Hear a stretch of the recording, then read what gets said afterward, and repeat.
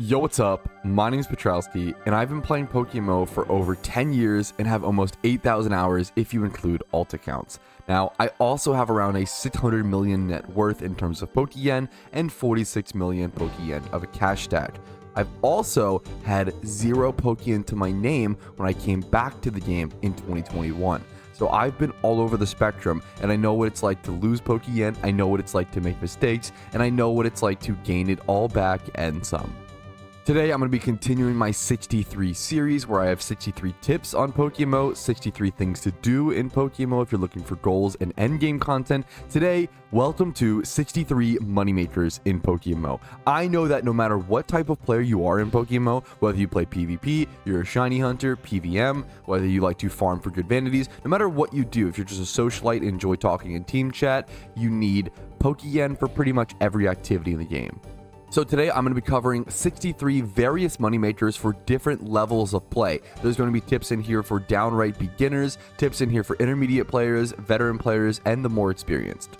No matter where you're at in the game, there should be something in here for you, and I hope you find this video helpful and informative. And if you do, always remember to leave a like on my videos and dislike them if you don't. That's totally okay. Subscribe to the channel for daily PokeMMO videos every single day and streams Monday through Friday at 12 p.m. ET. If you have any questions or want to leave feedback, my comments are always down below and my Discord linked in the description. If my videos are helpful enough or good background entertainment throughout your PokeMMO journey and you can afford it, things like YouTube memberships, Twitch Primes, Twitch subs, and PayPal/Venmo donations are what allow me to even do this in the first place, and you're always thanked at the end of every video.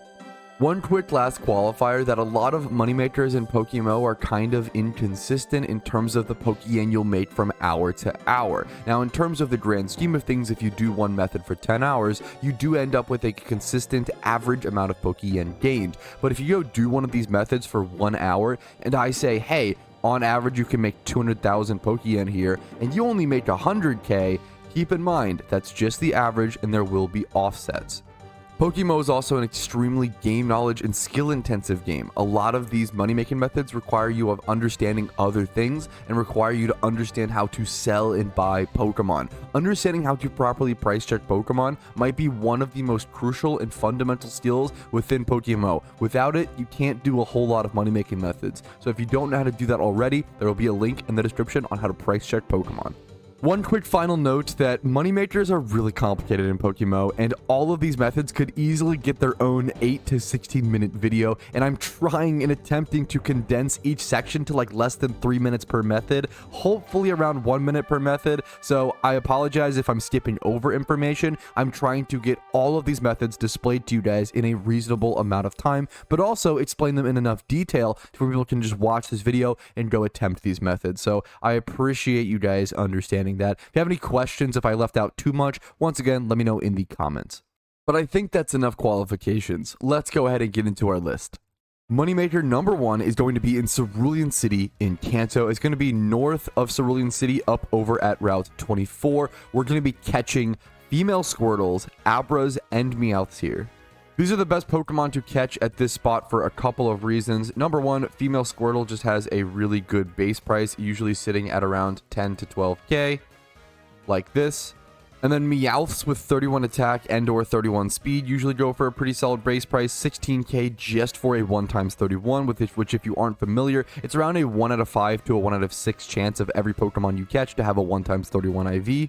Then Abras are good for a similar reason because they have really good 31 IV stats, but they also get the Synchronize ability, which is used for synchronizing your nature with wild Pokemon, which is really good for catch events and sometimes catching for profit. I use this spot a ton in my making 1 million Pokeyen from scratch in 1 day guide/challenge, and I was able to make around 200,000 Pokeyen per hour pretty consistently here. But all of the Pokeyen per hour things that I say today are going to be from anecdotal experience, and they could change rapidly depending on the market. Things just change a lot in PokeMMO. Maybe 1x31 speed Meowths are being overfarmed and they're no longer as desired. Make sure to always check each moneymaker that I go through individually if you're really curious. Every moneymaker I say today should be decently solid enough. I don't think I'm suggesting anything that should be making less than 100k per hour. If you're an intermediate or more experienced player, you can use Breloom here with False Swipe and Spore, but if you're a new player, you can pick up a Caterpie, evolve it into a Butterfree from Viridian Forest, and go ahead and have a Compound Eyes Butterfree with Sleep Powder. This is going to help you have a 97.5% chance to put asleep the opposing Pokemon, and then have a really good chance to catch them with Pokeballs.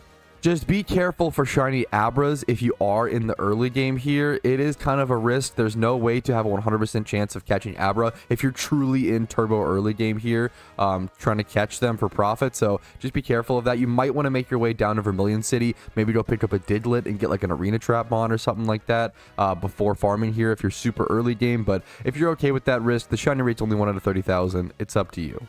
An important note is that you do have to be popping expert lures or lures of some kind when farming here if you want to encounter Squirtle. Now, you don't have to catch Squirtles here for profit for the spot to just be profitable, but it's kind of something on top. Lures are going to take away from some of your profit per hour, but they only cost 15,000 Pokeyen to pop per hour, and if you catch 1 or 2 Squirtles, you're already in the profit, female Squirtles. So just keep that in mind. If you're able to catch 2 female Squirtles, which you absolutely should be able to do, you will make more profit per hour. You will outweigh that cost over time, but it can be a little scary for new players, and I get that. You absolutely do have to spend money to make money sometimes in PokeMMO, or at least the more money you're willing to spend, the more money you'll be willing to make. Next up, moneymaker number 2 is going to be catching Ninkadas for profit. Ninkata are awesome because they have a really good base price. Every single Ninkata ever sells for around 3,000 Pokeyen because people like myself buy them up to evolve them to have a chance at a shiny Shedinja, which is one of the rarer shinies in PokeMMO.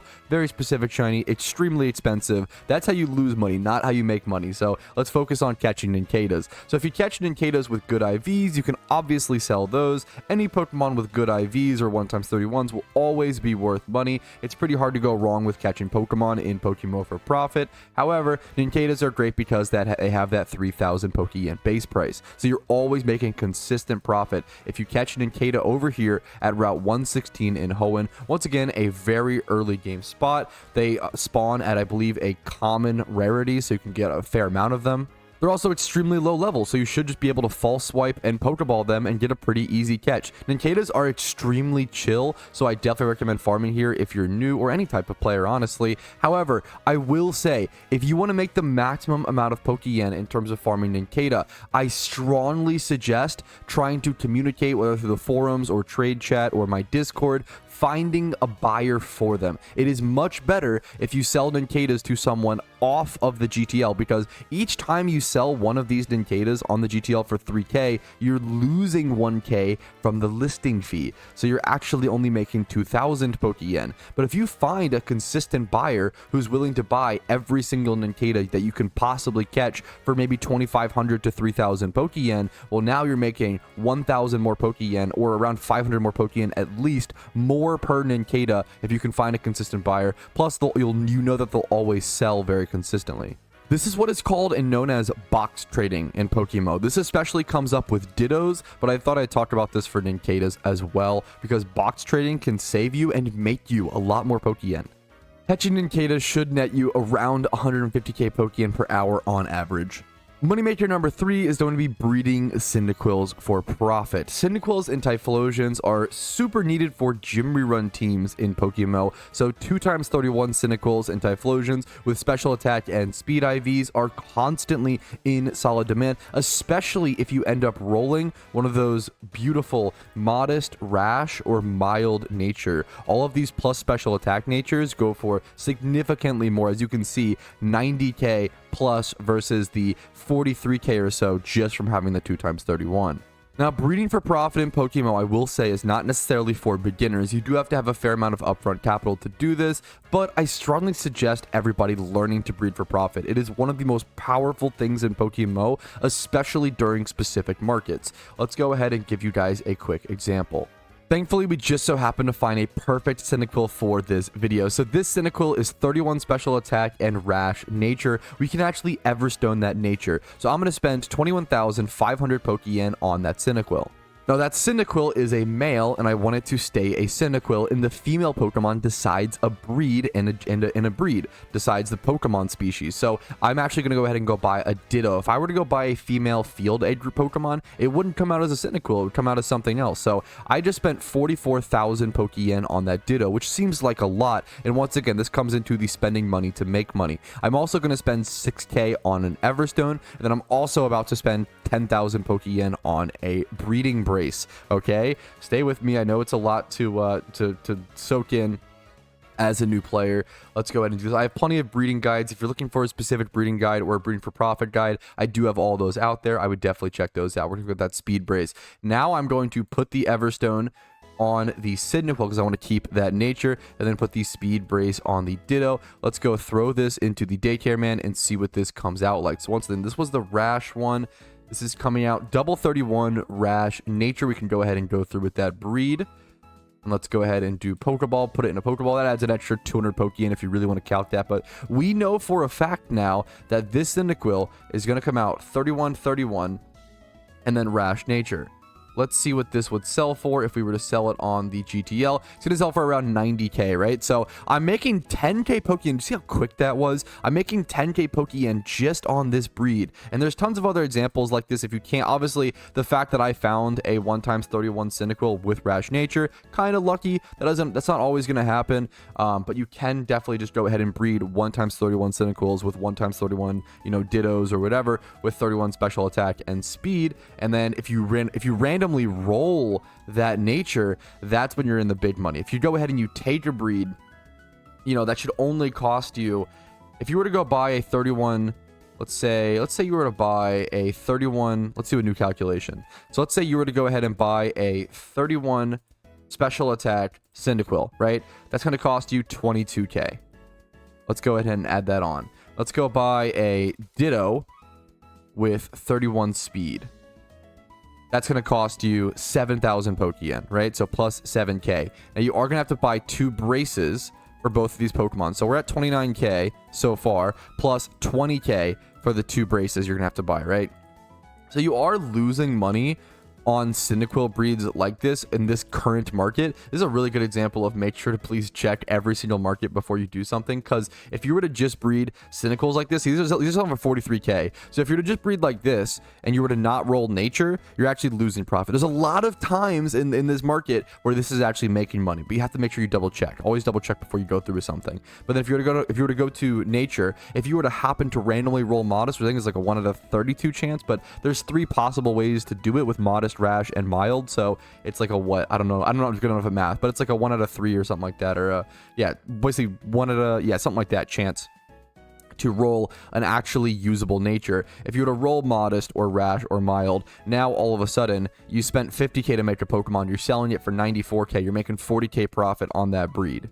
Breeding for profit has one of the highest skill ceilings in PokeMMO and can have a pretty rocky floor as well, where you can make a lot of mistakes and lose a lot of Pokeyen. So please proceed with caution when it comes to breeding for profit. I do recommend everybody learn it, but make sure to take your time and be patient. I also just wouldn't recommend breeding for profit if you don't have the Pokeyen to lose. If you're too scared to lose it, I wouldn't recommend jumping into this. Breeding Cyndaquils and breeding other Pokemon for profit can be anywhere from 200 to 600,000 Pokeyen profit per hour. That's kind of what endgame Pokeyen looks like. Once you reach that 400 to 600,000 Pokeyen per hour mark, that is what you want to aim for at absolute endgame. Now, leaving the extremely complicated breeding for profit, let's head over to moneymaker number 4, which is going to be a very simple one. This is going to be XP training Meowths. If you go ahead and look for a Meowth with 31 attack and speed, you can find one here. This one's very underpriced, honestly, at 55K. But what you're looking for is one with a usable nature. I would look for Adamant, Lonely, or Naughty personally, one of those 3 natures. So we see 82K is going to be the cheapest. I would go ahead and buy that one, that Lonely one, for 82K. You would buy this one. It's level 1. You could even buy this one level 69 for 111K. You would go ahead, you would go EV train that one, and then you would go ahead and level it up to level 100. And level 100 Meowths, as you can see, can sell for a lot of Pokemon. I think Adam would go for, this is the realistic price. Level 100 Meowths with a plus attack nature with 31 attack and speed will consistently go for around 200 to even usually up to 300 to 350k. Hilariously, this is kind of the downtrend in the market. So if you just like mindlessly grinding and XP training and you're willing to with Meowth, keep in mind, if you accidentally evolve Meowth into a Persian, you lose most of your profits, if not all of it. Persian is much less desired than Meowth because it loses the pickup ability. The reason people even want Meowth in the first place is as a pickup payday Pokemon. So if you accidentally evolve your Meowth into a Persian, these don't sell. Your profits absolutely plummet. I would make sure to go ahead and stick with Meowth. Make sure you don't evolve. If you can't trust yourself to cancel that evolution every single battle, I wouldn't recommend this one. But it can be a pretty simple one in terms of actual strategy. You can also plop Meowths in your daycare and actually make passive Pokeyen while you passively level them. XP training Meowths can make you anywhere from 150 to 300,000 Pokeyen per hour, depending on if you're using XP charms, XP reamplifiers, and other kind of endgame items. It can be really solid no matter what stage you're at in the game. Money-making method number 5 is going to be XP training Breloons for profit in PokeMMO. Now, the big problem here is that Breloons require 1.6 million XP to reach level 100, as comparatively to most other Pokemon which only require 1 million or even 800,000 XP at times to reach level 100. So leveling one Breloom to level 100 would be like leveling 2 Wigglytuffs to level 100. They take a while, but because of that, they're worth a pretty nice sum, a pretty nice penny, because people don't want to have to level these Pokemon to level 100. Brelooms with a good nature like Adamant and being 2 times 31 in the stats that they need end up being around 240, 260, even 300,000 Pokeyen in terms of just one Pokemon. If you like mindlessly XP training and don't want to have to think too hard to make Pokeyen, I would head over here, buy some level 1 Shroomishes with Adamant Nature, go ahead and go EV train them with my EV training guides, and then come park your butt over at Battle Frontier. This is the best place to XP train for most players. Now, if you have access to Mount Silver, that is the best place to XP train, but you probably already know that if you're at that point. That's an endgame area. But Tentacruel right here, this is going to be the best place to gain XP for most players. You use Sweet Scent, you use a Pokemon like Pikachu with Discharge or some sort of Tyranitar with Earthquake or something like that, Crocodile, something to take out the Horde, and then bam, boom, you're putting XP share on the Pokemon, you're getting tons of XP per hour, and you're making really solid Pokeyen per hour. You can make anywhere from around 100 to 300,000, probably anywhere from like 200 to 300,000 Pokeyen per hour XP training Brelooms, but it is very mindless and very grind. Moneymaker number 6 is not for the faint of heart. It is breeding Aqua Jet and Belly Drum onto Azumarill/Marill. There's a reason this method can make so much Pokeyen, because people don't want to do it. It's a pain. It is what's known as a chain egg breed, but if you're willing to fight through it, you can make some serious Pokeyen. A normal Marill is simply worth 1100 Pokeyen, nothing special. Now, a male Golduck, which is something you're going to need, is worth around 4k. So far we're at around 5k or so, cost. Then a male Poliwrath/Poliwag is going to be around 2k. So we're at like 7k cost, right? Nothing crazy. Now, a Marill with access to Aqua Jet and Belly Drum.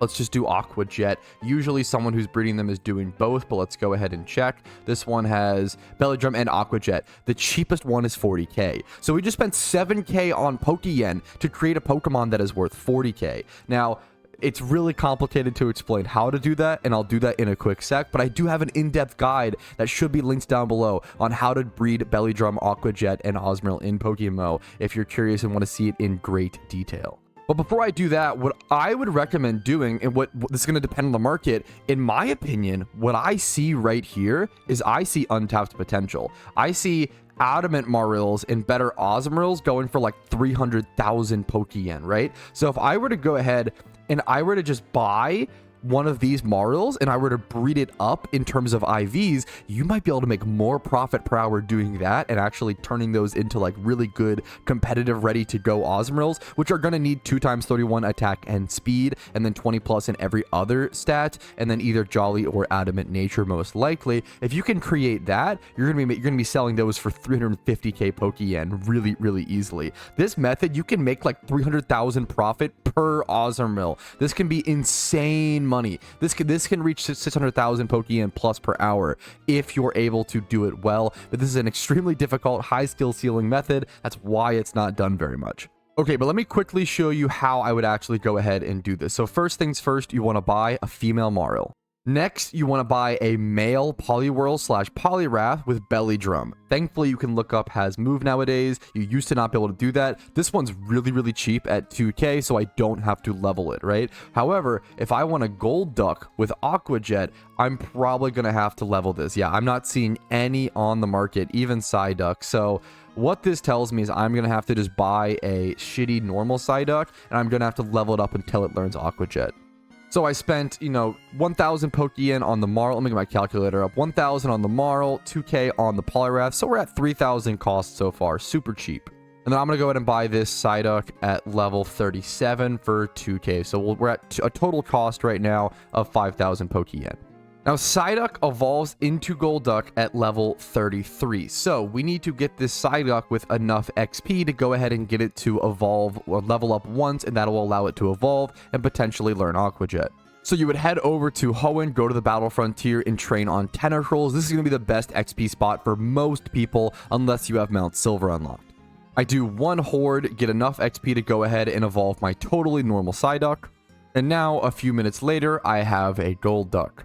The problem is the Golduck didn't learn Aqua Jet, and this is a problem you might encounter, and now you are going to have to use some heart scales, and this is going to eat into your profit, so keep that in mind. It's not just a super easy 40k Pokeyen per Pokemon. This would be, this would be way too good. So you want to go over, you want to go to this, you want to go to Aqua Jet. It's going to cost 2 heart scales, and heart scales currently cost, we can go ahead and check, I think around 8k Pokeyen a piece at the moment. Yeah, around 8,000 Pokeyen. So that does add plus 16k to our cost. But other than that, we're pretty much done. Now we just have to go breed the Pokemon. We are going to have to pay 5k for one gender thing, I believe. But now we're at 21,000 Pokeyen cost. Let's head back to Kanto and breed. All right, so first things first, we need Belly Drum on our Marill. So let's go ahead and breed that with a Poliwhirl first. We'll have Belly Drum here. We'll go ahead and go through with this breed. You do want to make sure to pay to make the Marill female. So that is going to cost 5,000 more Pokeyen because we need it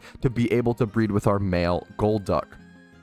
A few minutes later, once your Marill is hatched, now you should have a female Marill and a male Golduck with Belly Drum. Make sure you don't breed him with the XP share attached. We'll go ahead and go through this breed, and now our Marill will end up with Belly Drum and Aqua Jet. We don't need to pay for the gender here, so we're essentially paying 26,000 Pokeyen for a Pokemon that is worth 40,000, and you do have to put a little bit of time into leveling and also into obviously waiting for the eggs to hatch. But this could be done multiple times. You can make tons of Marill at once and let all of the eggs hatch at once, or once again you could go breed up the Marills. Once you have these moves, go breed up the IVs and actually make them into a competitive Osmoril, and that's where you start making 200,000 300,000 Pokeyen profit per Pokemon.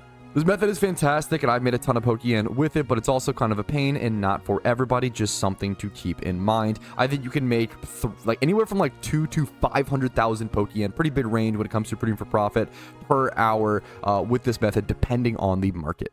Next up, moneymaker number 7, another breeding for profit situation. I'm going to be breeding Recover Egg Move onto Hidden Ability Quagsires.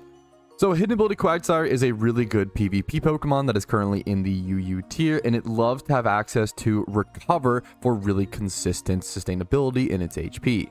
Quagsire is in the Water A and Field A group Pokemon, so the best Pokemon that I have found to breed it with are things like Shellos or Gastron. You could also do Melodic, and you could also do Corsola, but I think Shellos ends up being the cheapest. What you want to do is look up for a recover male Shellos, search for the lowest cost. Once again, there's tons of options. You can also technically do this with a recover Smeargle, since Smeargle can teach any egg move onto any Pokemon in its own egg group, aka the field egg group. I'm going to pay 2k for this Shellos with recover. I'm going to go ahead and look over for hidden ability Quagsires / Whoopers.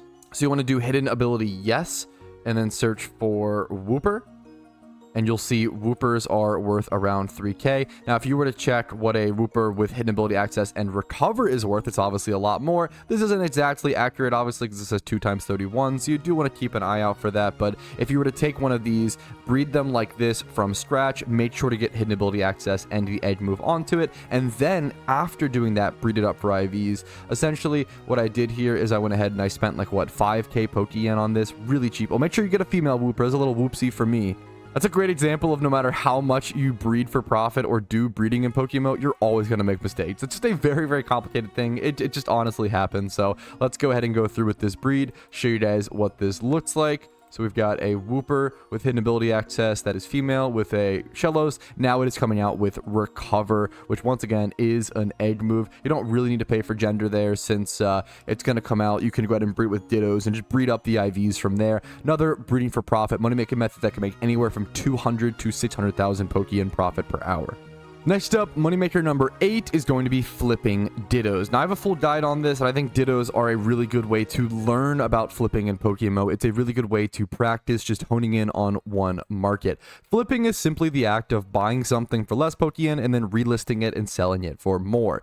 Dittos are great for this because sometimes people will only look up the 1 times 31 stat on a Pokemon and not necessarily type in the other 20 pluses, and you might be able to find a deal. For example, you could buy this Ditto for 6k, relist it for 9,998, and then make like you're probably making 2k profit on that, which is not very much, but it's a really good way to learn flipping and sort of learn what is profitable and what margins do exist. It's really consistent because you can absolutely just sort of make little searches like this, and then eventually you do just see little blips where things are going to be worth more than the next one. So right here, like 29k, then the next one is 39k. Now, this one I might stay away from because, as you can see, it's been listed for 11 days, so that means people aren't really looking for that, or they're not really trying to bite on that. But just doing around little IV searches like this, like here's 2 for 20k and the next one's 24k, like you might want to buy both of those and try to flip them for 25k. Just a bunch of small flips. Ditto flipping is about making constant small flips like this, and you can look into more IVs like this, doing double 31s, etc., just waiting till you see little differences in Pokeyen. Here's a really good example, in my opinion. If I was a new player, I would take these 2 flips in a heartbeat, buying both of these for around 7 to 8k Pokeyen and being able to flip them for at least 15k Pokeyen, if not more. This one has 25 plus and a lot of stats. This one's also naive nature, so it might go for more. Like, stuff like this is what you want to look out for, these little combinations where you sort of just kind of take different IVs here and there.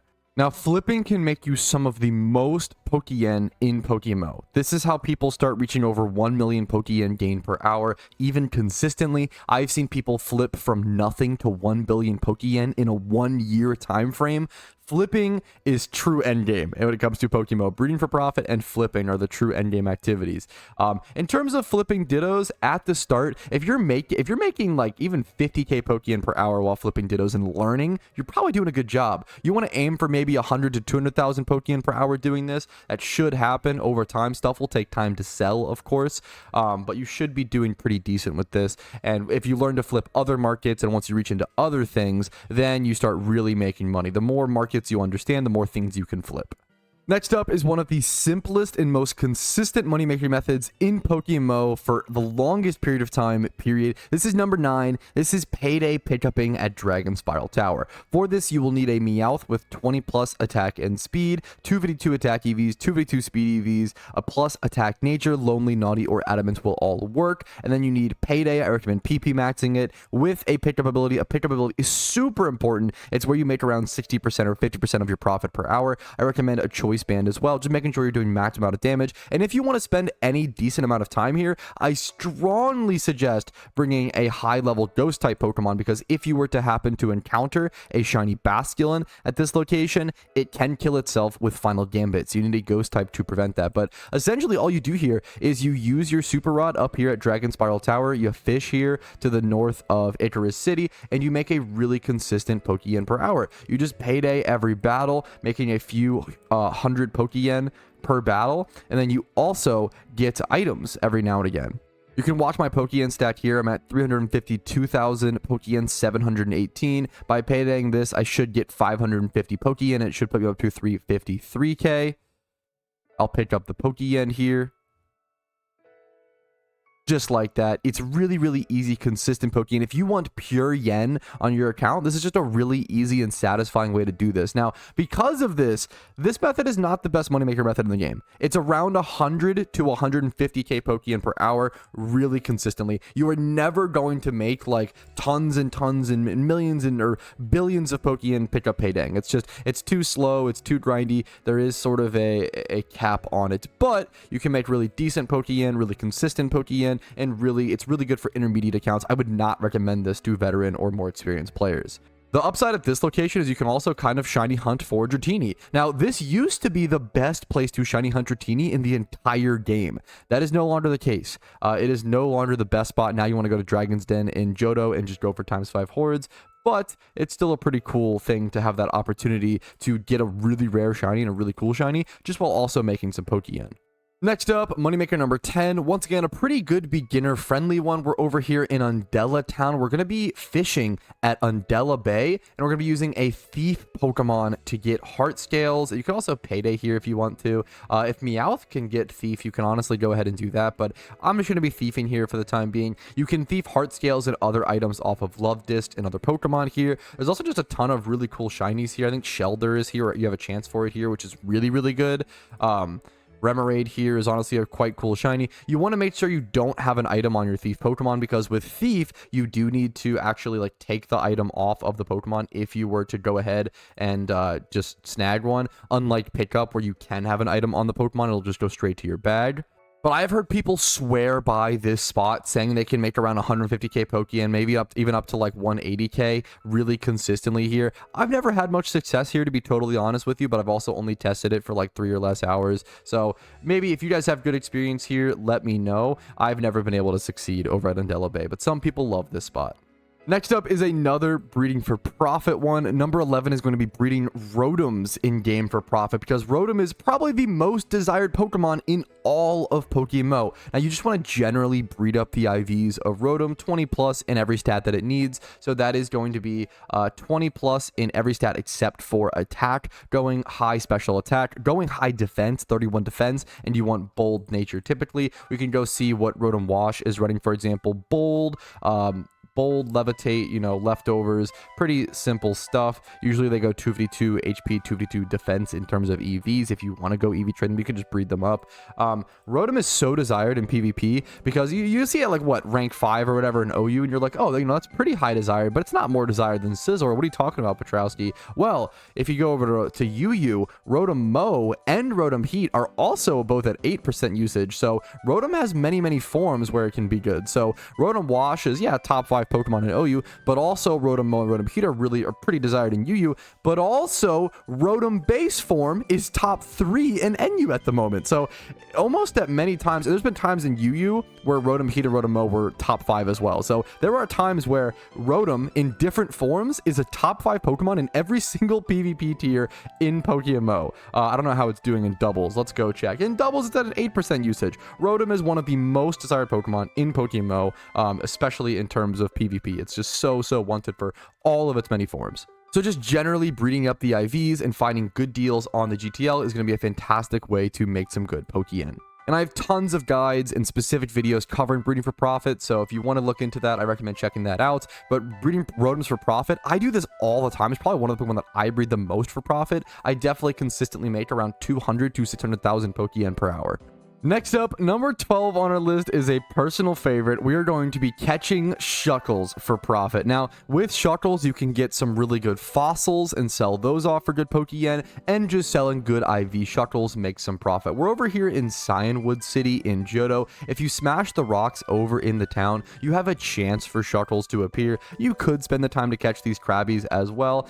I'm not going to personally. The main problem with this strat is that you need 2 different regions to do it effectively, because you're going to want Johto and Hoenn unlocked. I'll show you the Hoenn spot in a quick second, because the rocks do now have a 5-minute timer in terms of them reappearing. So you have to come smash these rocks, hope to see a shuckle like so, and then you want to head all the way over to Hoenn, go to the Safari Zone, and then go smash all the rocks in there as well. And if you're in the Safari Zone, you're risking losing a shiny shuckle in the Safari Zone. Let's go ahead and catch this one and see if we can get a good profit showing. Keep in mind, these shuckles do have safeguards, so you probably do want to spore them first as opposed to false wiping first to avoid not being able to put them to sleep.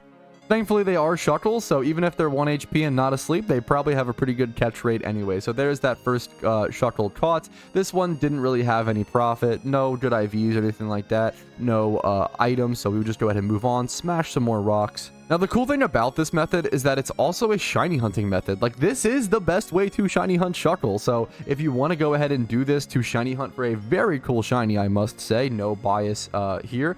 If you want to do that, you can also make some profit along the way. It's quite cool. I actually made some really solid profit hunting my shuckle for the brief period of time I had to do it. So you want to head over to Hoenn next. This is your next little rotation. You want to fly over to Lily Cove City, and then you want to head all the way over to the Safari Zone. It's not too far, honestly, from the Lily Cove City PC. If you just continuously head west and then head up this little staircase, you'll make your way over to the Safari Zone. It is going to cost you 500 Pokeyen to get in, but you're also getting given free Pokeballs while in the Safari Zone, so you're not going to have to pay the 200 Pokeyen for, per Pokeball you would spend on the shuckle. So the cost on farming shuckle is really, really, really minimal, extremely, extremely low. If you catch any good shuckles, you'll make some decent profit. I was able to make over 300,000 profit with catching shuckles at one point. Now, I don't think that's really possible anymore. I'm going to be super honest with you guys. I feel like since the rock nerf, it's not as good. I recommend throwing a rock always and then going ahead and throwing a ball. That's, if you're catching for profit, that's the best way to do it. But if you encounter a shiny shuckle, please do not rock him. Just throw a ball and pray and hope for the best. That's all you can really do. But in the Safari Zone, if you're catching for profit, there we go. We get a little berry juice. Not really any IVs. This one might sell for something because it's Bug Egg Group. This is timid, and then it has some decent special attack IVs. Not really the attack, though, but that's a good breeder for Volcarona. Volcarona is in the Bug Egg Group, and it needs a lot of those male breeders to breed up for a good Volcarona, obviously. So I'm going to go ahead and quickly go through and just catch all these shuckles. That one fled after I threw a rock, and that's totally okay. Speed is definitely the name of the game here. That one fled as well, unfortunately. If you have leftover time, you can run back and forth and catch Pokemon in the Safari Zone. Shuckles do have a decent base price at times as well. Like right now they're at around 2K or so. And I think usually male Bug Egg Group Pokemon have a really good price. So let's go ahead and check what like the cheapest male Bug Egg Group is. Yeah, at around 3K Pokeyen. So any male Shuckles you catch, you're selling for 3,000 Pokeyen. So this is around like 4K after listing fees, 2K profit on each of them. Certain male egg group Pokemon are worth profit like that because people need them for shiny hunting. If someone wants to shiny hunt for a Volcarona/Larvesta, the best method is breeding, and Dittos are expensive. You want to use every single female Larvesta possible to breed with a male bug egg group Pokemon, so that's why those kind of hold a value. And also, people that want to breed Shuckle for a shiny, which does happen, people do that, they're going to need a bunch of female Shuckles. There is also another spot for Shuckle at Route 40 in Johto if you want to work that into the rotation. I'm just not very familiar with that spot, so I don't want to comment on something out of my depth, but this method is pretty solid. I think nowadays, you probably make around 150k per hour nowadays. It's probably nothing crazy, maybe 150 to 200k per hour, but it's also just a really cool shiny hunt. So if you like Shuckle, this is the method for you. Some of the main money I forgot to mention does come from things like root fossils. You can get root fossils in the Hoenn Safari Zone. They cost 20k a piece. Fossils can be absolutely insane money, so just keep an eye out for those. Next up, moneymaker number 13, continuing that trend of sort of fossil farming. You want to head over to Jubilife City in Sinnoh. We're going to head north, and we're going to be fossil farming in Sinnoh. You have to head past this patch of grass. You're going to need Rock Smash and a catching Pokemon, and we're going to be smashing all of the rocks in this cave in Ravaged Path, which there are quite a lot of. Now, you might be tempted to pop a repel to make your way through this grass or even walk around in the cave without getting wild encounters, but if you do that, the repel is going to stop you from getting wild rock smash encounters. That's definitely not something I remembered through the making of this video. Anyways, you're going to rock smash here, you're going to encounter Geodudes. You might want to bring a damp Pokemon here. These level 12 Geodudes shouldn't have access to self-destruct / explosion, if I recall correctly, but just in case, it's always good to have damp Pokemon when you're dealing with a Pokemon that could use self-destruct in case of the off chance you get a shiny. They do get at level 19, so it's not that low. You want to go ahead and false swipe and spore these guys. There's a really decent chance of getting a ton of skull fossils. You'll get shield fossils as well, but skull fossils right now go for around 12k a piece. I bought a ton of skull fossils during my shiny Cranidos grind. I also farmed a fair bit over here.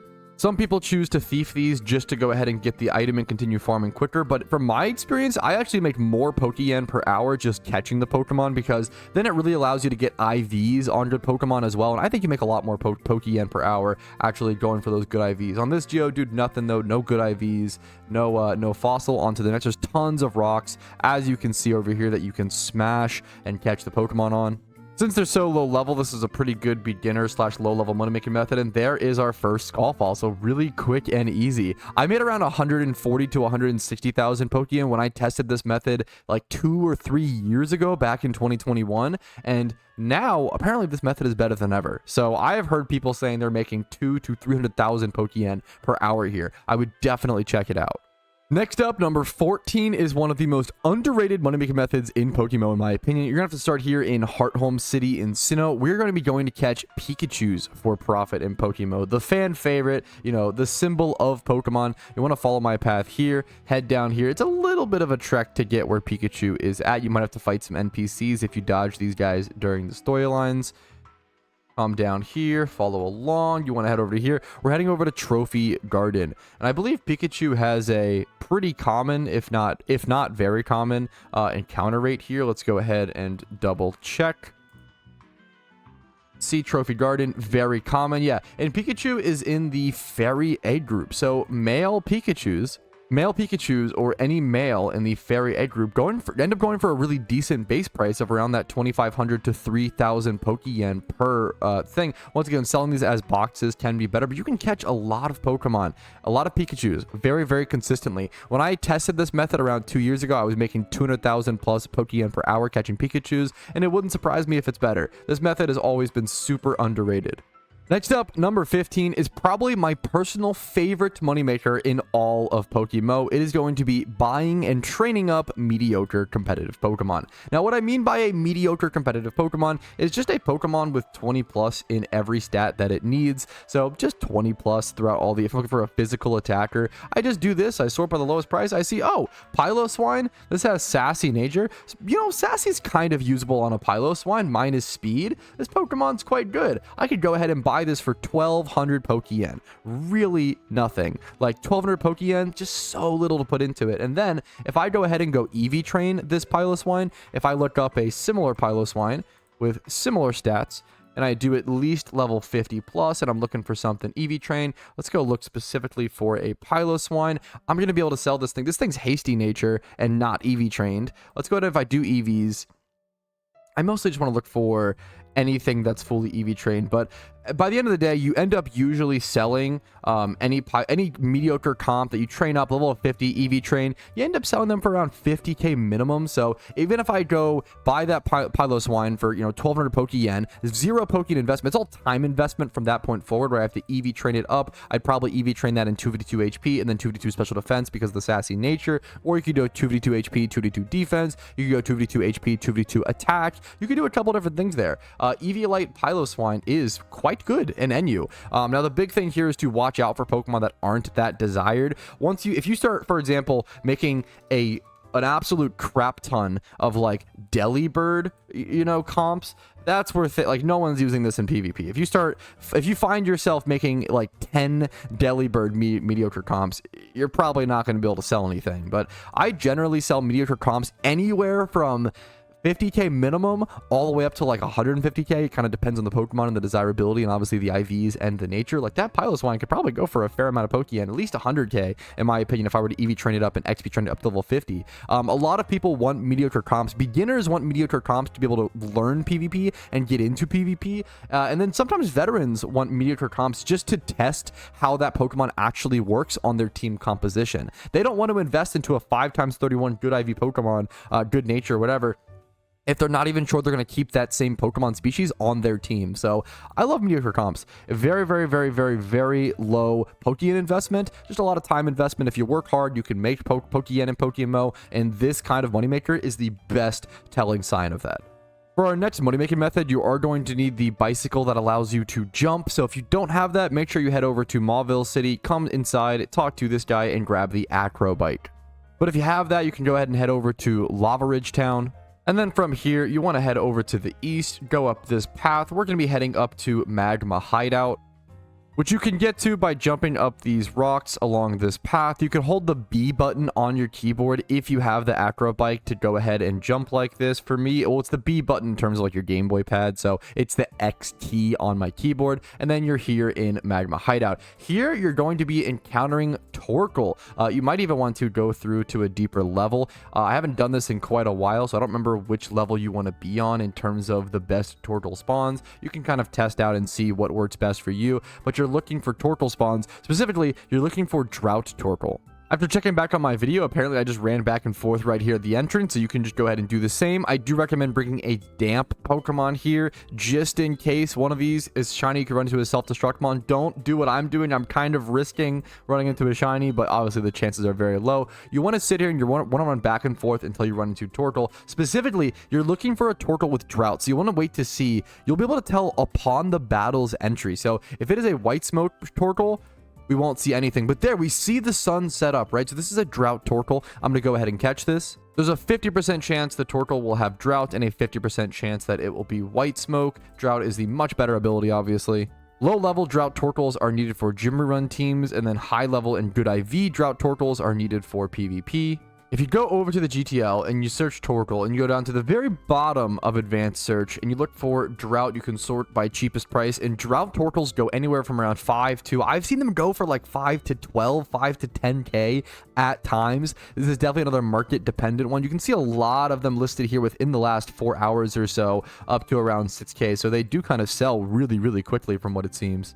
And last time I did this, I was able to make around 300,000 Pokeyen per hour farming Torkoal for profit. Now, I don't know if you'll be able to get that consistently, but I think this is a pretty easy 200,000 plus Pokeyen per hour farming spot. Here's our first Torkoal caught. This should go for 6k minimum, keep in mind, but if it happens to be better, which it's not really, it has bold nature, which is actually good, but none of the IVs matter, so it kind of negates that effect. So that will end up going for 6k easy peasy. And then moneymaker number 17 is going to be gym reruns. This is not something I can really explain in a quick little format video like this, but I do have multiple in-depth guides on gym reruns, and other creators have even more advanced gym rerun guides out there. I have some pretty solid beginner ones and basic ones, and if you want to go more advanced, making more Pokeyen per hour, but a lot more effort per hour, check out people like Xanarchy and other great guides and videos out there. But gym reruns are essentially rebattling the gyms in the PokeMMO world once you have some of the regions done. Specifically, once you have Unova done and maybe a couple other regions. If you have 5 regions done, that's where you're making your peak Pokeyen per hour. Gym reruns are fantastic because you're making pure yen. You don't have to wait for stuff to sell. It's no dilly-dallying. Gym reruns are really the most consistent and arguably the best moneymaker in PokeMMO. They don't make the most money, but they make a lot of money, around 300,000 plus Pokeyen every day, 300 to 400k, depending on your run in terms of profit. They make that every single day in pure yen. So you could log on, but the kicker is you can only do it every 18 hours. So a lot of people, they log on every morning, they do their gym run as sort of their like daily task slash chore, get that out of the way, make 300,000 Pokeyen, and then bam, boom, they're done making Pokeyen for the day. They can go shiny hunt or do whatever they want. So gym reruns really, really are powerful. I can't recommend you enough how powerful it feels, and how gym reruns probably are one of the best money-making methods in terms of starting to build capital. Once you have Unova plus another region or Unova plus a couple other regions done, you can really get a gym rerun team for really cheap. I built a full gym rerun team recently. I've done on many videos for less than 50k, less than 100k. You can make them really, really cheap nowadays, the budget beginner gym rerun teams. But I have tons of guides on that. Check those out. There's even gym rerun speedrunners if you want to get really competitive and serious about it and make tons of Pokeyen. But honestly, that's definitely more for the glory than the Pokeyen. There are also people who have 16 alt accounts or more to be able to do gym reruns all day, every hour if they want to. That might make you lose your mind. I wouldn't recommend that, but that just shows how popular and how powerful gym reruns are. Number 18 is going to be catching alphas. Now, there's not an alpha spawn right now, so it's a little hard to show you guys, but I have videos on this once again. Alphas are essentially these overworld sprite spawns, and alpha Pokemon are how hidden ability access Pokemon are brought into the game. So if you're ever wondering how hidden abilities are brought into the game, it's usually through alpha Pokemon. Alpha Pokemon have a guaranteed 2x31, so they're often decent value. There are some female-only species, things like Miltank, Clefable, Jinx, that are really, really cheap alphas that I wouldn't really recommend going for. Like, even these are really, really cheap, but your average alpha is going to be around, if you go by like start date, for example, around 40k or so minimum. But they have a really good increased chance at IV. Since they're 2x31 guaranteed, it means that 1 out of every 5/1 out of every 6 alphas is actually going to be like 3x31, like this Mantine for 100k. Alphas can be a really good way for beginners to make a quick Pokeyen. The zinger is that alphas only happen every 6 hours or so in game. It's a bit more of a complicated timer. So you can't just farm them all the time consistently. You can only do them really when they pop up. They can also be really difficult to catch, so keep that in mind. I recommend having a ton of good catching Pokemon. In my opinion, a level 100 Breloom with Spore, False Swipe, Substitute, and Strength, Toxic Orb, and Poison Heal. This guy has never failed me. He pretty much catches every alpha consistently. You do want to watch out for flying type attacks since he's 4 times weak to them. Having a Soak Smeargle in the back is very, very good. Catching alphas is really solid. Can't recommend it enough. The only kicker is you can only do it every so often. In terms of money per hour, I could throw out a really high number because the money per hour in terms of like effort you put in is going to be really high, but you can only do them every so hours. I don't really want to put a label on it. They're just really solid. Keep an eye out for alpha Pokemon. Next up, moneymaker number 19, one of the classic money-making methods in PokeMMO, catching Dittos. This is going to be over to the left of Falibor Town over here. You head inside this little house. You walk in here.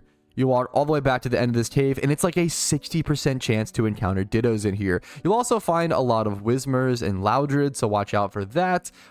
This method is really interesting. I'm about to show you something very, very special. I was not the creator of this method. I don't remember who was, unfortunately. It's a really, really interesting method, but I'm using an extremely specific fortress. Now, you don't have to do this method. This is pretty min-max what I'm about to show you. There are other methods for catching Dittos. If you just Google Ditto catching guide, there's tons out there. But as you can see, there's a ton of people in this cave. It's a really good money-making methods. Dittos have an amazing base price of around 4k Pokeyen on the GTL. However, you should never, ever, ever, ever sell what I call shittos, which are Dittos without any good IVs, on the GTL like this. Never, ever, ever, ever do it. It is a huge waste of money. So if you sell a Ditto on the GTL for 4,000 Pokeyen, you're actually only making 3k Pokeyen, right?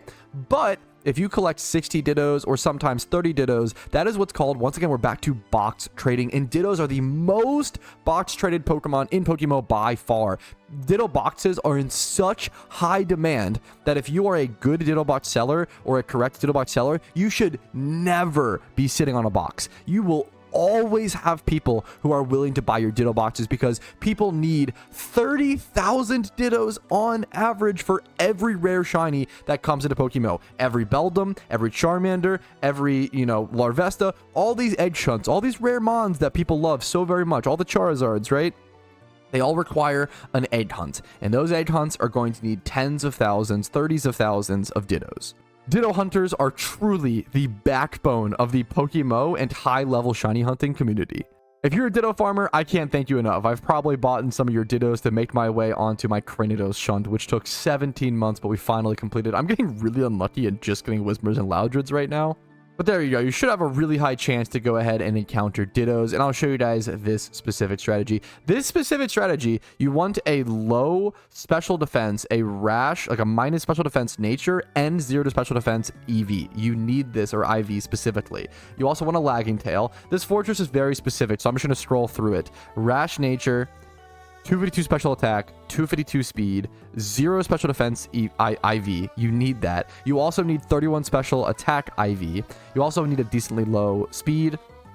and you want as low HP and stuff as possible. Like, these stats are pretty specific.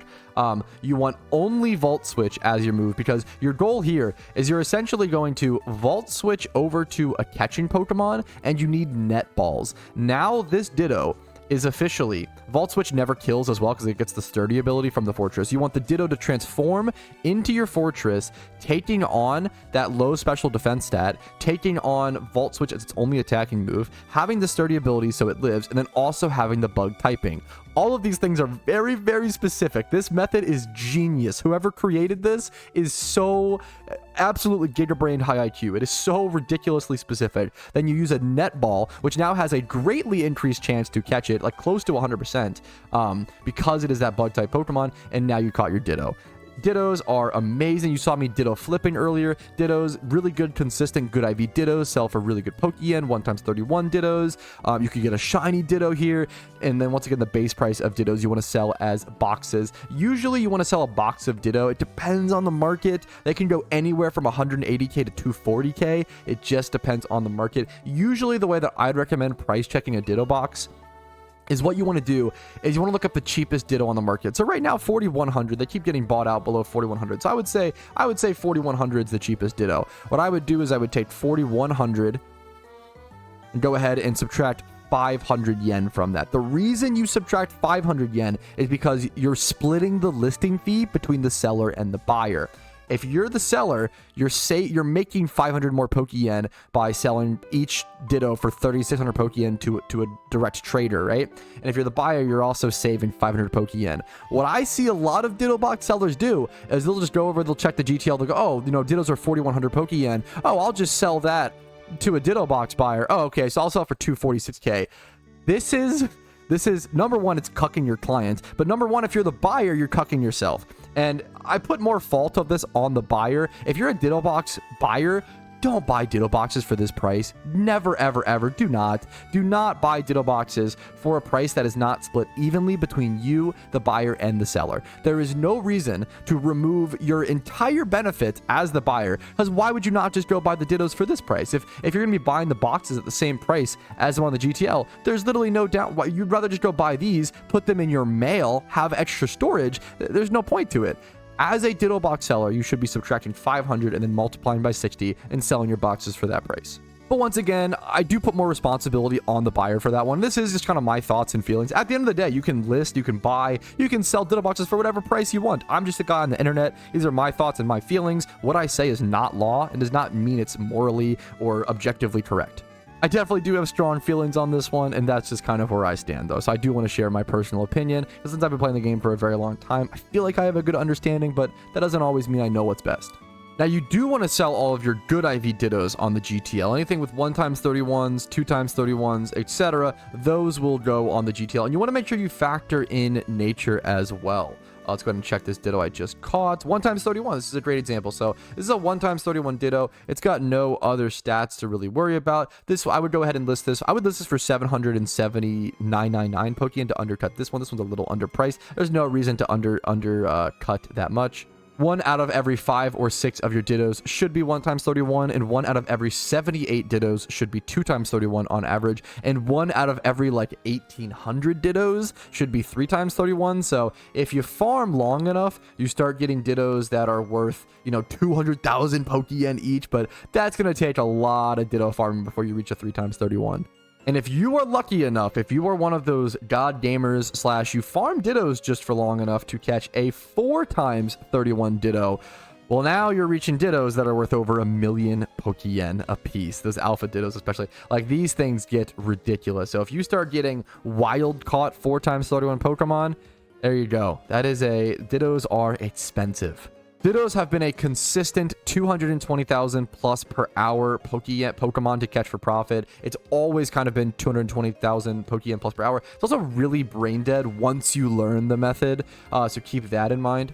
And it can be a lot of fun. It can be exciting. I really enjoy Dittos. I really recommend and encourage people to catch Dittos. You also kind of, when you catch Dittos for profit and you sell to those high-end gamers, one of the under talked about like benefits of this money-making method is that you sort of build communications and connections with those rich and high-level shiny hunters. And building those connections is actually a benefit, like networking and anything, even in a silly little fan-made Pokemon MMO, can be extremely beneficial. So please keep in mind, Ditto farming is fantastic. Next up, number 20 on our list is catch events. Catch events probably make the least amount of profit per hour on this list, funnily enough. Catch events, you usually make around 60 to 100,000 Pokeyen per hour, but it depends on the event. Certain catch events, you can make 150 to 200k plus. Catch events, in short, are official events, or unofficial sometimes, held by the PokeMMO staff. They're always talked about on the forums. I try to make videos covering them sometimes, and I have a bunch of catch events explained videos. If you're curious about what they are in more depth, once again, I have videos on that topic. I have videos on most topics in PokeMMO, or at least I try to. If I'm missing something, let me know. Catch events are fantastic. Catch events are a way to catch one specific Pokemon. Let's say it's a Zangoose catch event, so you can catch like Zangoose and some other Pokemon. You catch those for 1 hour, and whoever has the highest IV Zangoose wins the event. And if you win the event, you end up winning a shiny Pokemon with good IVs. You win 1,000 RP. You can win some really, really cool prizes. But if you don't win the event, you usually make around 60 to 120,000 Pokeyen just catching good. You'll get some 1x31s and stuff throughout that event. And then as well, you have that chance for that overarching prize. Catch events are fantastic for newer and beginner and even veteran, all types of players, because you're making consistent Pokeyen and playing the game while also engaging in a communal activity, which is a lot of fun. You meet a lot of people, you can see a lot of cool things, and then also you have that chance for that overarching prize. Now, it took me 120 or so catch events over a 10-year period to win my first one. But once I won my first one, I won a second one actually pretty decently after, which was quite lucky. So you'll probably do 100 or so catch events before you win one. Don't feel bad if you do catch events forever and forever and forever and don't win. It's just the odds are very, very low to win one, you know? But they do happen. There's easily 3 to 4 like official catch events a week. And then if you count unofficial ones on the forums, there's like a catch event every single day in PokeMMO. You can always do catch events pretty much. So just keep an eye out for them and browse the forums. All right, moneymaker number 21 is berry farming, which as you can see, I'm not very good at. So I'm actually going to go ahead and send you guys over to someone else who is. What's going on, guys? It's Young Cabbage, and I just wanted to quickly explain a really great way to make money in PokeMMO, which is actually going to be farming Leppa berries. Now, I know a lot of you have probably heard of this, maybe you've tried it yourself, but Leppa berries are, and always have been, a very important part of PokeMMO, and that is because they give you the ability to replenish PP for Sweet Scent when shiny hunting, making it a really consistent and good money-making method, especially during like events and things like that, just because people would be grinding shinies. For example, like the Christmas event last year, a lot of people were blowing through Leppas because of the 20% increase to shiny odds. So just keep that stuff in mind, but let's just go over super quickly the 2 methods on how you can just get started in Leppa farming. So the first is actually going to be buying your own seeds. And what I mean by that is you go onto the GTL and you purchase the seeds necessary to plant the Leppa berry. There are, of course, a bunch of berries in PokeMMO, and whenever you interact with these plots in either Mistralton in Unova or over in the Abundant Shrine in Unova, you'll see here that there are a bunch of seeds that I can plant. Basically, for the Leppa berry, you're going to want a plain sweet seed, a plain bitter seed, and a very spicy seed. I don't have one right now, but you get a very spicy seed, and that is going to be the recipe for the Leppa berry. After that, you simply plant them and then come back and check on them to water them. It is a time-based thing, so you actually almost AFK farm money, because you go through and you water all of these Leppa berries, and then they will be ready for harvest around 12 hours later. I do have a YouTube video on that I will send and have that linked hopefully below, so feel free to check that out for this method. But using the method of buying your own Leppa berries, you can expect to make around like 300k profit a day if you do this, which is pretty solid. It allows for some pretty consistent income and basically lets you do like a free gym rerun every single day without having to put in nearly as much effort. The second method that I want to go over was actually brought to light by a talented creator called Pump Action Wing. He has a super cool forum post going in depth about how to basically produce your own seeds for the Lepa berries to make it 100% self-sufficient. As I explained in the last method, you do rely on other players to buy and sell those seeds on the GTL, so that way you can create your own Lepa berries, which there is a market for that. However, with this method, you'll just be able to self-gen all of the materials needed for Lepa berries, ultimately upping your overall cost. It does take a bit longer because you have to grow a few more berries. I'm going to do a bad job if I try to explain it now, so please just go check out that forum post. But by doing that method, you end up, investing and losing money at the beginning. However, as time goes on, you'll be able to just make consistent income. 900 and 1,000 something Pokeyen that you make from each harvest turns into pure profit at some point, rather than with the buying method, you need to go through and you need to subtract the fees of you purchasing the seeds themselves, stuff like that. So it's a super cool method. Go make sure to check that out. But ultimately, both of these methods will get you a very good amount of Pokeyen. My personal recommendation, I would say start with the first method.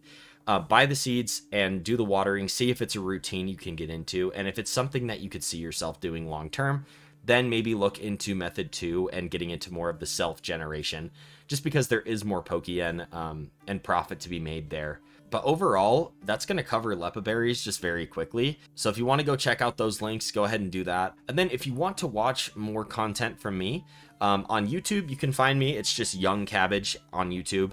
I do post PokeMMO videos pretty frequently.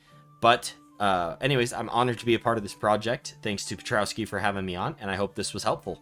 A huge thank you to Young Cabbage for coming over to help make this video with me. Now, next up, money-making method number 22 is going to be another breeding for profit one. You see, we're talking about breeding Mach Punch on Conkeldurr. It's another egg move. Conkeldurr is a fantastic Pokemon that has really good bulk, 100 plus HP, 95 defense. It's kind of missing that special defense, but its HP helps still make up for it. It makes it feel really bulky, and it hits extremely hard with a 140 base attack. The only thing it's missing is its speed. So how do we make up for that? We breed Mach Punch onto the Pokemon. Now, Mach Punch is obviously a priority fighting move. It allows it to move ahead of the opponent. It has 40 base power, but that 40 base power gets pretty strong when using a 140 base attack and using things like bulk up to even get your attack buffed up even more. So it makes Conkeldurr a pretty huge threat. Now, Mach Punch is an egg move in the humanoid egg group for Conkeldurr, so what you need is a female Conkeldurr, or a female Timber, Girder, Conkeldurr, any of the evolutions, and then a male with Mach Punch of something he can breed with. So a male Machop, Machoke, Machamp, or Hitmonchan with Mach Punch would all work, or a male Monferno, Infernape, Lopunny, or Lucario would all work. Now, I'll go ahead and breed one as an example for this video, and I recommend not worrying about IVs during an egg move breed. So I went ahead and bought my Timber for only 1,200 Pokeyen. You can then switch over to Machop and go for male. You want to go over to Has Move and you can do Mach Punch. Now, you could just teach it, honestly, later on or after if you want to go ahead and buy any Machoke or Machop that doesn't have Mach Punch. But usually it's going to be cheaper to go ahead and buy one like this. This is 2,000 Pokeyen. We can go ahead and buy this.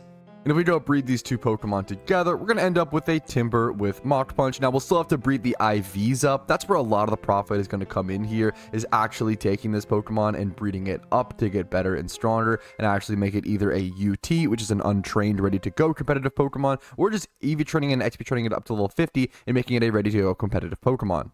But keep in mind, this entire breed cost me less than 5,000 Pokeyen, probably around 3k or so, and the cheapest Timber on the GTL with Mach Punch is 10k. So just the simple act of doing an egg move, something that people don't often want to do, can make you some quick Pokeyen. This is probably one of those niche breeding for profit methods that can make you anywhere from around 200 to 400,000 Pokeyen per hour.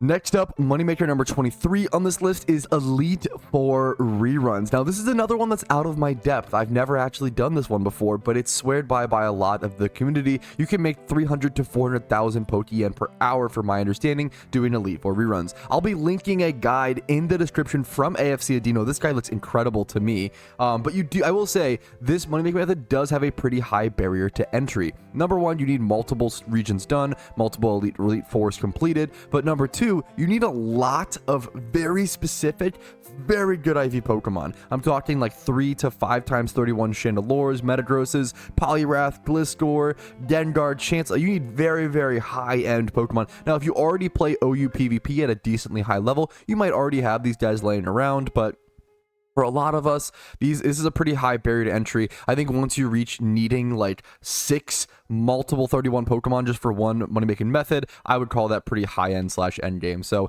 Elite 4 reruns can be really consistent. Once you learn it, it can be really solid. I think there is a very high learning barrier to this money-making method. So I just want to qualify that a ton, like much even higher of a barrier to entry than something like breeding for profit. But maybe it depends on the person you are. Maybe this is something that actually clicks a lot more in your head, this sort of more serious PVM challenge and or almost competitive-esque battling. So if that sounds enjoyable to you, make sure to check out the video linked in the description. Thank you, AFC Adino, for making it. Next up, money making method number 24, another specific breeding for profit one. This one is going to be breeding Squirtles with Water Spout. This is another complicated chain egg move, much more complicated than Mach Punch. Mach Punch is pretty simple, but Water Spout's really important because people need it for making other Pokeyen. A huge thing in PokeMMO you'll see is that you can make Pokeyen by creating strategies and creating Pokemon that other people need to make Pokeyen. It's sort of like this self-fulfilling chain. Water Spout Blastoises are used for gym reruns, which is a strategy we've already talked about a little bit.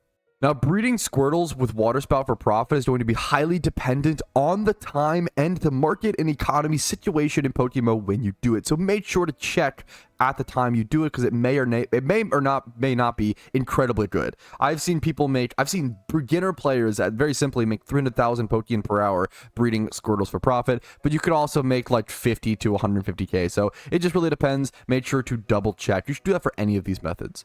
Now, what's extra annoying here is we're going to need 3 Pokemon because this is a chain breed. First things first, you want to start off with a female Octillery or Remoraid. Either of those will work. We'll pick that one up for 1,200 Pokeyen. Next up, we're going to need a male Wailmer or Wailord with Water Spout. And these can be a little expensive since it usually learns that move much later on. 7k is not too bad. For the sake of this video, yeah, I'm going to go ahead and buy that one out. You could buy a lower level one and then level it up and actually like get access to it kind of for free, but it takes your time, so it's not really free. All right, so now we have a Wailord with Water Spout that is male and a female Octillery.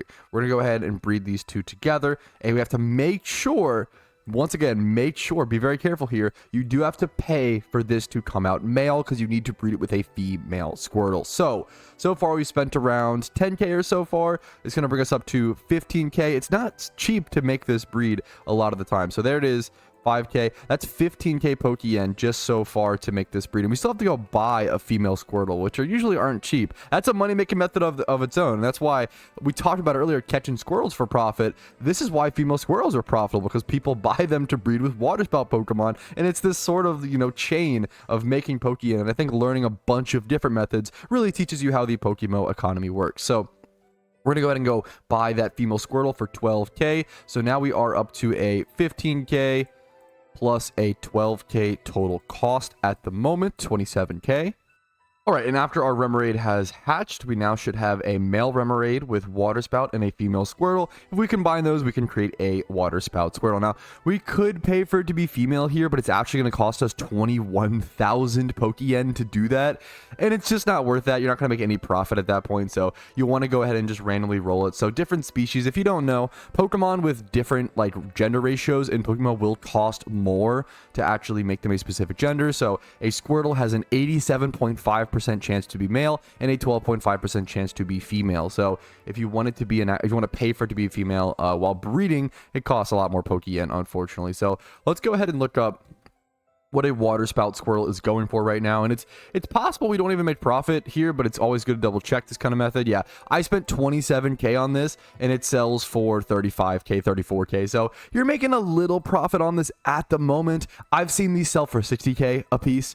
You could go ahead and breed this up and get 31 special attack on it and 31 speed, and that's where you're really in the money. If you go ahead and go breed some IVs on this, maybe randomly roll for a nature, you can make a lot more Pokeyen. It's one of those things that the more effort you put into a breed and carry on throughout it, you're going to make more and more profit on it.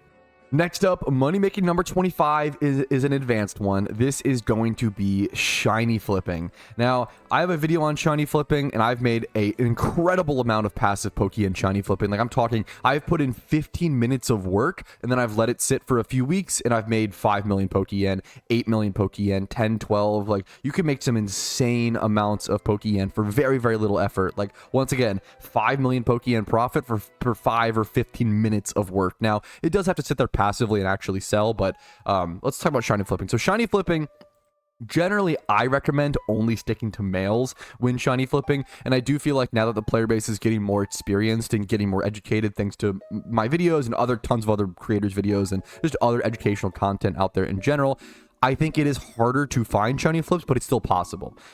Shiny flips is generally you're trying to find a shiny that is underpriced, maybe slightly, or maybe even priced at a point where you think someone would be willing to pay more Pokeyen for it.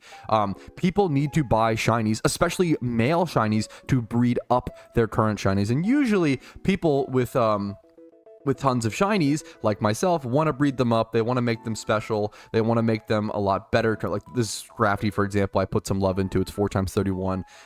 People are willing to pay amounts of Pokeyen to breed up their Pokemon. They want to be able to flex their shinies in competitive, like this Quagsire that I bred, for example.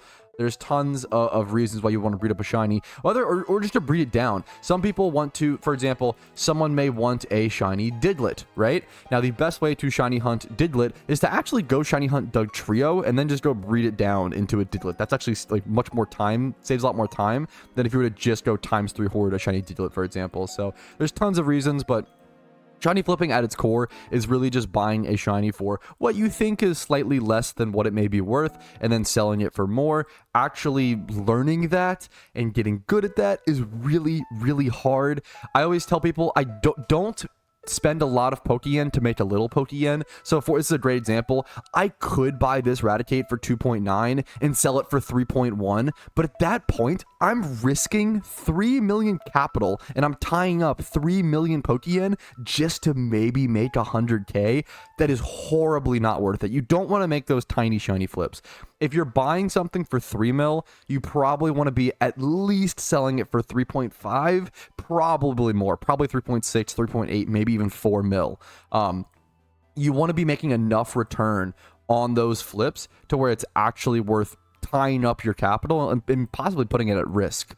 Shiny flips can, especially with the market changes and stuff, I've definitely been caught holding the bag on some shiny flips, especially on some tentacles, stuff like that. And it just requires a lot of upfront capital in general to shiny flip. I wouldn't recommend, if you only have 3 to 5 mil, I wouldn't recommend shiny flipping. I wouldn't start shiny flipping until you at least have 10 mil, and maybe you want to do 1 or 2 flips. You want to have a couple million left over for other flipping and for other PokeMMO activities. In terms of Pokeyen per hour, shiny flipping might be the most insane. Like you literally might be able to make multiple millions per hour. The profit potential is just so insanely high, and it really comes down to skill, practice, understanding the market, patience, and also how much capital you have to work with. It's really hard to put a number on it. I would say you could average 1 million Pokeyen per hour shiny flipping in terms of effort put in really easily, honestly. Also, don't force shiny flips. If you don't see something that day, if you don't see a flippable shiny, just don't bite. It's better to not try to force a shiny flip. Just wait for something you feel comfortable on. Next up, money making method number 26 is going to be over on an alt account in Unova. I love this money making method. This is going to be Flame Orb farming Heatmore. This method's fantastic because it's a fantastic shiny hunt for a really, really beautiful, really underrated shiny. I feel like people love black shinies, but people sleep on Heatmore, man. This is like, if you like shiny Charizard, this is right in that same vein, in my opinion. Super underrated shiny. Not the best Pokemon, but hey, man, it looks pretty freaking cool. So what you're going to need for this is a high level Bayonet or some sort of Pokemon with Frisk and Thief. I just use a Bayonet, but Frisk ability and Thief is what you're really going to need. You need to make sure you have no item on that Pokemon, and you also need a Sweet Scent Pokemon with Sweet Scent PP maxed. Teleport Pokemon. catching Pokemon just in case you get a shiny, and then like HM friend Pokemon are all like nice additions as well, but you only need what you need. We're over here at the Pokemon League in Unova. You want to head over here, you want to go straight down, go left as far as possible, and then go straight down, and then go ahead and pop your Sweet Sense here. You can do it really close to a PC. You're going to get hordes of Heatmore, and these Heatmores have a chance to have a Flame Orb. We'll go ahead and see if our Frisk detects anything here. Nope, nothing. So you would just run away. You basically just run away until you see a Frisk for a Flame Orb. All right, there it is. That's what it should look like. The little Frisk thing should pop up, letting you know you got an item. I actually got super unlucky throughout the making of this video. It took me 18 Sweet Sense before I found one, which is 3 full inventory. So I don't know, just kind of funny, but there we go. I actually got really lucky there, and I thiefed the item first time though, so bad luck into good luck. So there we go. So you can right click. So once you actually Frisk and see that there is an item within the horde, you have to just thief every Pokemon randomly until you find it. This can, you can find it on the first try like this, or you could not find it for a while. Once you get it, you can go ahead and run from the battle and then go take the Flame Orb off the Pokemon, and then bam, now you have a Flame Orb. So Flame Orb farming, usually you should be able to get around 10 to 12, maybe 10 to 15 per hour. So usually they'll be around 10 to 15k. Once again, depends on the market. So Flame Orb farming is a really consistent 100 to 150k Pokeyen per hour. Not the best money making method in the world. It's pretty fine, but it's attached to a fantastic shiny hunt. I think that's what really makes this spot extremely cool, is that it's just a very, very good shiny hunt already, and it also doesn't slow you down that much. There's tons of other money making methods while doing shiny hunting, like XP training or EV training, that slow down your encounters per hour dramatically. Like if you XP train while doing a ×5 horde, you're going to take your encounters down from like 1200 all the way down to like 400 to 600. It's a drastic difference versus Heatmore farming. Maybe you drop to like 1000 encounters per hour, maybe 800 at the lowest. Like you're still going to be getting a ton of encounters per hour while also making solid Pokeyen. Next up, following the same vein of that sort of Frisk horde item farming, we're going to be heading over to Kanto and going to one island. Same strategy, we're going to be using our same Frisk Thief Bay net. We want to head over to Island 1 in Kanto and just head up northeast, just a little bit here, up here. You can see a ton of people are already here doing it because this is where you Frisk Thief for Meowth and Ponyta hordes. The Ponyta hordes, you kind of just ignore. You don't want those, but the Meowth hordes, if you get a Frisk pop, it means they probably have an amulet coin, which is really, really good. So amulet coins in PokeMMO are used all the time. They could have a Quick Claw. You hopefully avoid the Quick Claw. Amulet coins in PokeMMO are used for gym reruns and other money-making activities. They're worth around 18,000 Pokeyen a piece. So if you can just get like 10 amulet coins in an hour, that's like 200k Pokeyen per hour. Now, I think this method probably makes around 150 to 200k Pokeyen per hour on average from what I've seen and heard and tested myself. You also have a chance for a shiny Ponyta and or a shiny Meowth here, so if that interests you, once again, really cool shiny hunting attached alongside a good money-making method. Next up, money-making method number 28 is probably the best from scratch beginner money-making method. This is what I do. Whenever I start a brand new account and I need to make Pokeyen on it from scratch, I do this. I head over to Fuchsia City in Kanto. I head over to the Safari Zone. I pay a measly 500 Pokeyen for 30 Safari Balls, and then I head over here. I go ahead and get my old rod locked and ready to go, and I fish here for Magikarp. This is why you see so many Magikarps being sold on the GTL. It's probably one of the most sold and traded Pokemon in PokeMMO for a couple of reasons. Number one, a lot of new players go ahead and farm here with my totally normal and typical Magikarp sprite. Don't worry about that. But essentially, I'd recommend rocking first and then balling if you're farming Magikarp for profit. It'll make things go faster. Technically, just throwing a ball is the best catch rate, but it slows things down a bit. If you encounter a shiny, I'd recommend just throwing balls. But if you're farming for profit, I'd rock first and then ball. If it runs away from a rock, it's not really no sweat off your back, right? So come over here, catch Magikarps. Magikarps are needed in super high demand because they're in the Dragon Egg group. They're in the same egg group as things like Garchomp, things like Gibble, things like Hydreigon, all those like really powerful things like Dragonite, right? 1, 2, out of the top most played PvP Pokemon, we see multiple Pokemon in the same egg group, and there's Hydreigon down there as Magikarp. So people need, whatever Pokemon, like shitty species like Magikarps or whatever, to go ahead and just go breathe 31 attacks and 31 speeds and stuff on their better species species, things like Gibble and Garchomp. Now, you can also catch other Pokemon in the Safari Zone. You can run back and forth and catch like Nidoran males are really, really good because they're in the monster aid group, which is also the same aid group as Gibble, funnily enough. Now, the only scary thing during this money-making method is the chance of you getting a shiny in the Safari Zone that flees. But at the time of recording, Safari Week is coming up, so maybe that's a beneficial thing to you. But this method's fantastic because only paying 500 Pokeyen for 30 balls is so good, whereas outside of the Safari Zone, it would have costed you, 200 Pokeyen per ball. So you're saving a tremendous amount of Pokeyen. Now, I will say that, because so many players are doing this and it's such a beginner-friendly method, prices do kind of go down. It's not like the best money per hour. I'd say this probably makes nowadays probably around 100 to 200k Pokeyen per hour. It used to be a lot better a year or two ago before people kind of got turned on to the strategy. This is one that kind of was hit by education and popularization of the method, but that's okay. It's still solid, and it's still a fantastic from scratch method. I would say that once you do this method until you have around 100 to 150k Pokeyen, I'd probably go buy a catching Breloom, buy a catching Pokemon, and switch up to a better strategy outside of the Safari Zone. But if this works for you, that's cool, and it works for you, and that's awesome to see. Go check out Magikarp farming. It's super solid. People need Gyarados as well. There's tons of profit to be made in the Safari Zone in PokeMMO.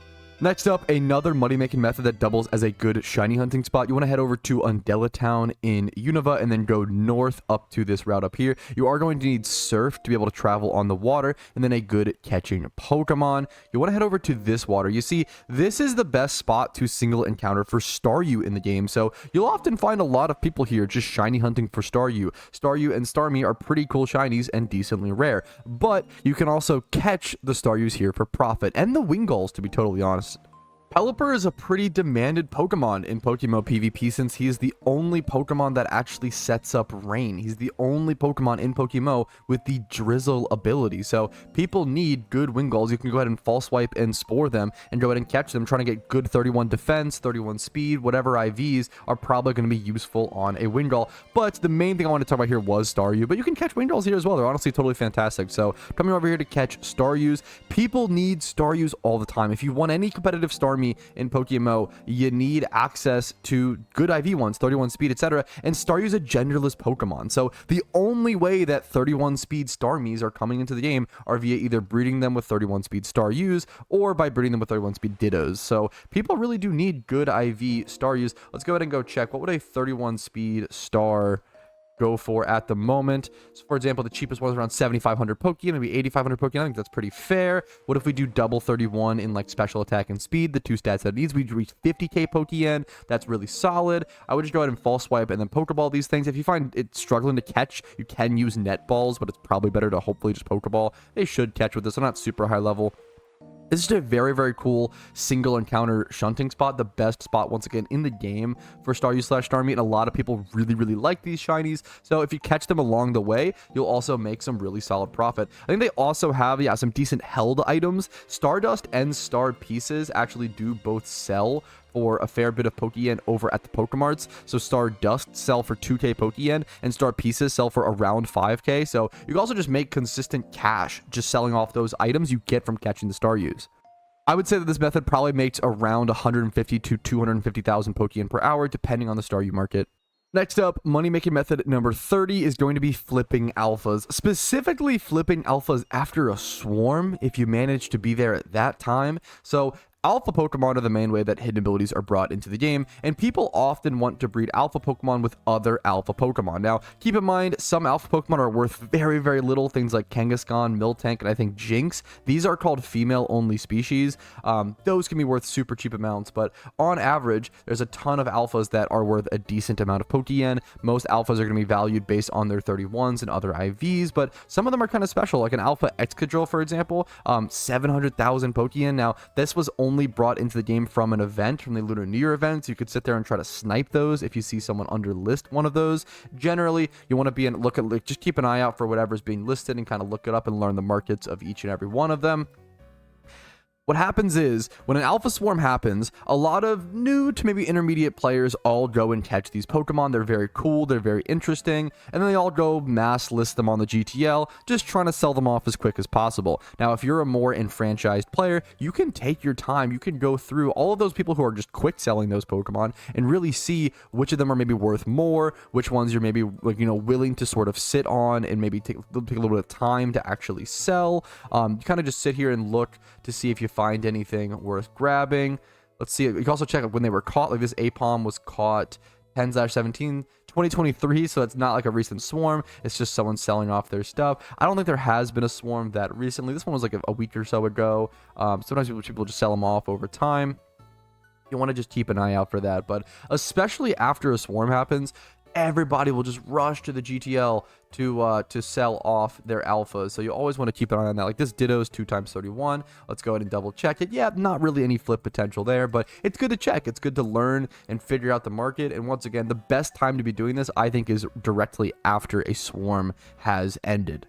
Flipping alphas is just going to carry the same weight as any sort of flipping. It's kind of a high game knowledge sort of activity. You really have to understand a lot of markets. I would spend a lot of time just sitting and watching and learning before you actually try to buy something. It takes a fair amount of capital. Like this is like a pretty decent Gibble. It might be flippable, might not be. I'm not going to touch it. I would have to do more research, honestly, first. But this is one of those methods that flipping can make anywhere. Like flipping people, I think people make like consistently 600,000 Pokeyen per hour. Once you actually get good, you can make over 1 million. Like pretty, I wouldn't say easily, but once you get good, you can make over 1 million Pokeyen per hour pretty consistently. So flipping has really high ceilings, but also there's some risk involved, and it's kind of a tough barrier to entry. Next up is money-making method number 31, and this is probably the most important money-making method in all of PokeMMO. I'm not joking, but it only applies to players who will be playing the game for over 2 years and have a lot of patience. I'm talking about investing in sealed product. As you can see, I have a ton of sealed product here. 10 Premier Balls, those go for around 600,000 Pokeyen a piece. I bought them for around 250 to 300k a piece. They've gone up exponentially. Mysterious Pokeballs, I think I bought for around 20k a piece. Let's go ahead and check what those are at. Probably around 30 or so at the moment. 33k, yeah, super easy money. This is investing in PokeMMO, specifically investing in sealed product. So all the sealed product, things like these 1400 anniversary chests, right? I bought all of these anniversary chests for around 25 to 30k a piece. Now they're 50k a piece. I've doubled my money on effectively 1400 items, on 1400 individual sales, right? It's going to take a long time to sell them. It's not, the easiest money in the world. It requires a lot of upfront capital. It requires a decent amount of game understanding, but I don't know, kind of not really. Like, it's really hard to go wrong with investing with sealed products. Like, there's no investment in the world that is scot-free. There's no investment in the world that is risk-free. Anybody that says that is lying to you, but sealed product is the closest thing you will find to it. It is very consistent. I have 551 extra presents. What you want to do is buy sealed product during the event. During the event itself, that's when people are farming it, they're grinding it.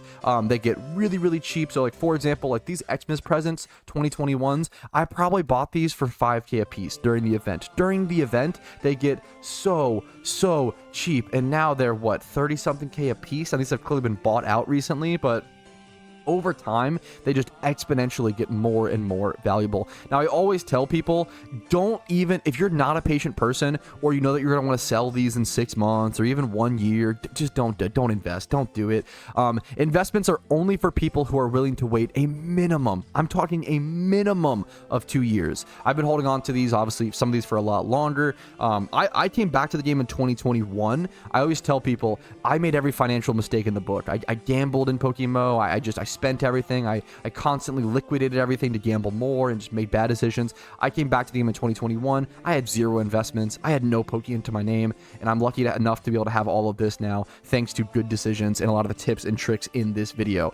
Investing is I can't spend enough time talking about it. It is the most crucial thing in PokeMMO. If you want to become a billionaire in PokeMMO, if you want to make serious Pokeyen, if you want to be able to do shiny egg hunts, have the most expensive vanities, investing is so important. Investing is everything. It is really hard to sit there and do a gym rerun every day, making 300,000 Pokeyen to eventually become a billionaire or multi-hundred millionaire, right? What you want to do is you want to start off by grinding and doing those gym runs every single day for months and months and months, maybe even a year or two, and then using all of that capital, using all that grunt work Pokeyen to go do the market game of investments. Investments are just so good. They're so worth doing. You make such consistent Pokeyen.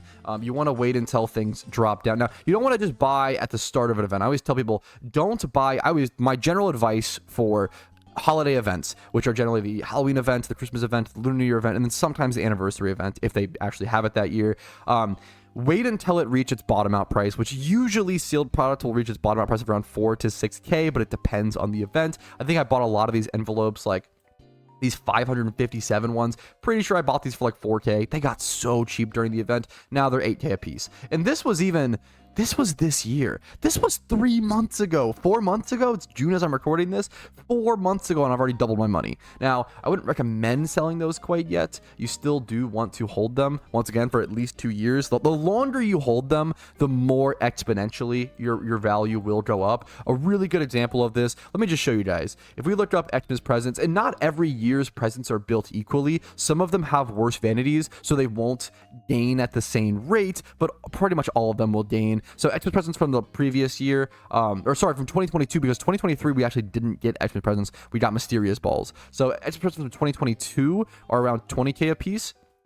So if we go to 2021, worth around 40K a piece, you kind of double there. Go to 2020, 50K a piece, once again adding more value. If we go to 2019, it looks like there are none on the GTL. Go to 2018, around 300,000 Pokeyen a piece. 2017, 6.5 million per present. 2016, 40 million Pokeyen for one present. And then 2015, 100 million Pokeyen. Now, obviously, the newer aged presents and newer aged sealed products will not reach this level. Like, the reason why the 2015 ones are so expensive because it was the first year that events really happened. Not as many players played back then. There wasn't as much education. People didn't know to invest. We're never going to reach that level. Like, I'm not saying that in 9 years time, a 2024 present will be worth that much, but it will be worth a fair amount of Pokeyen, and they will pretty much always exponentially go up. If I haven't explained it yet, I'll explain it now. The reason why they exponentially go up is because those pieces of sealed product hold vanities, exclusive vanities to those events that will never be brought back into the game ever again. A really good example of this, if we can find one on, this is Scythe. So the Scythe typically will go anywhere between, usually it's around 4 to 600 million Pokeyen. One bill is a little overpriced from what I've seen, but sometimes this item does go. I've seen it peak out at like 1.2 bill before. So I think anywhere from 400 million to 1.2 billion, this Scythe gets crazy. This is from Halloween 2016. So these sealed products do hold extremely expensive vanities. Think of it as opening old Pokemon cards and opening old packs of any trading card game. It's kind of the same thing, sealed product. It's kind of like gambling for those big pools. Now, I always say,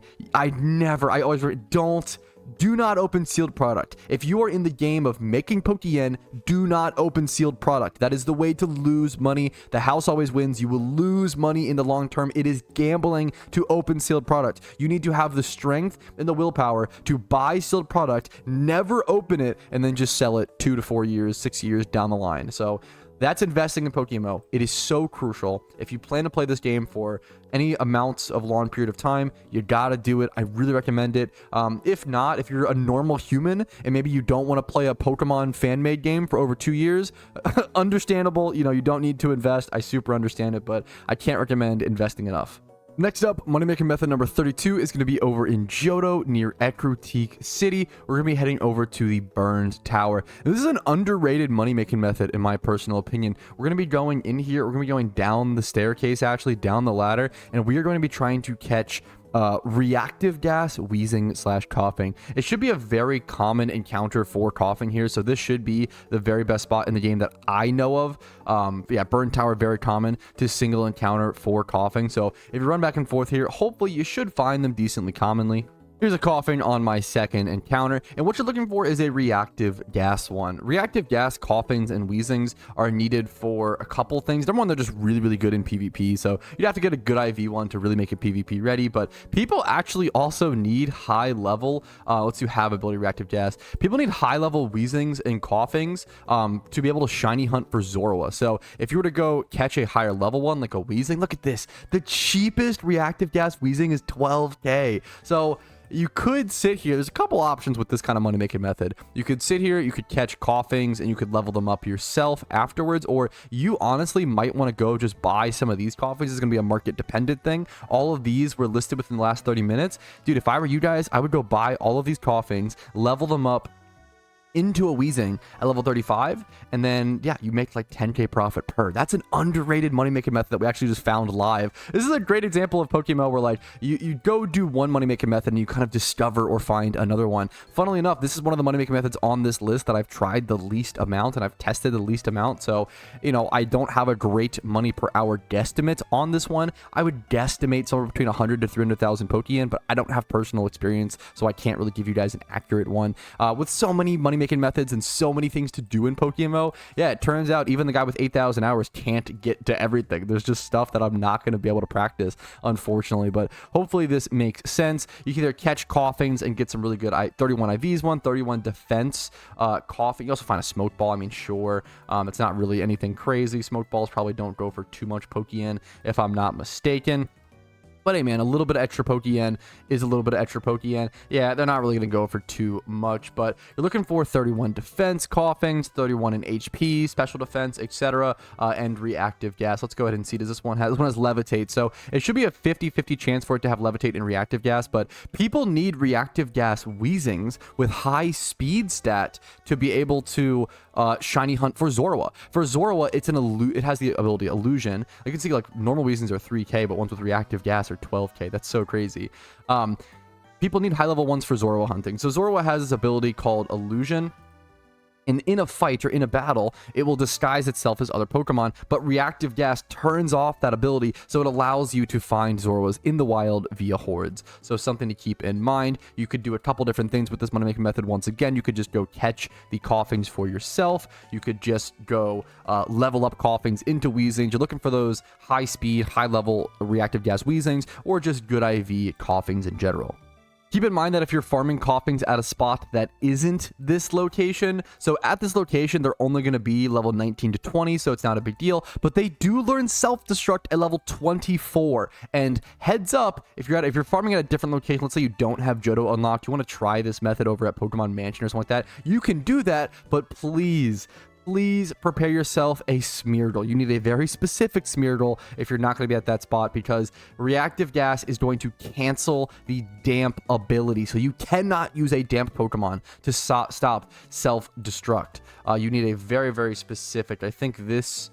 It's something, one sec. You need a very specific Smeargle build, something like this. I named this one Saved because you're basically leading with this to imprison self-destruct, and you want to extreme speed and kill the other ones in the hordes. You can catch it with Spore, but yeah, you're going to have to imprison self-destruct against a shiny coughing if you run into a horde or something like that. You want to be really careful about that if you're farming at a different spot other than Johto.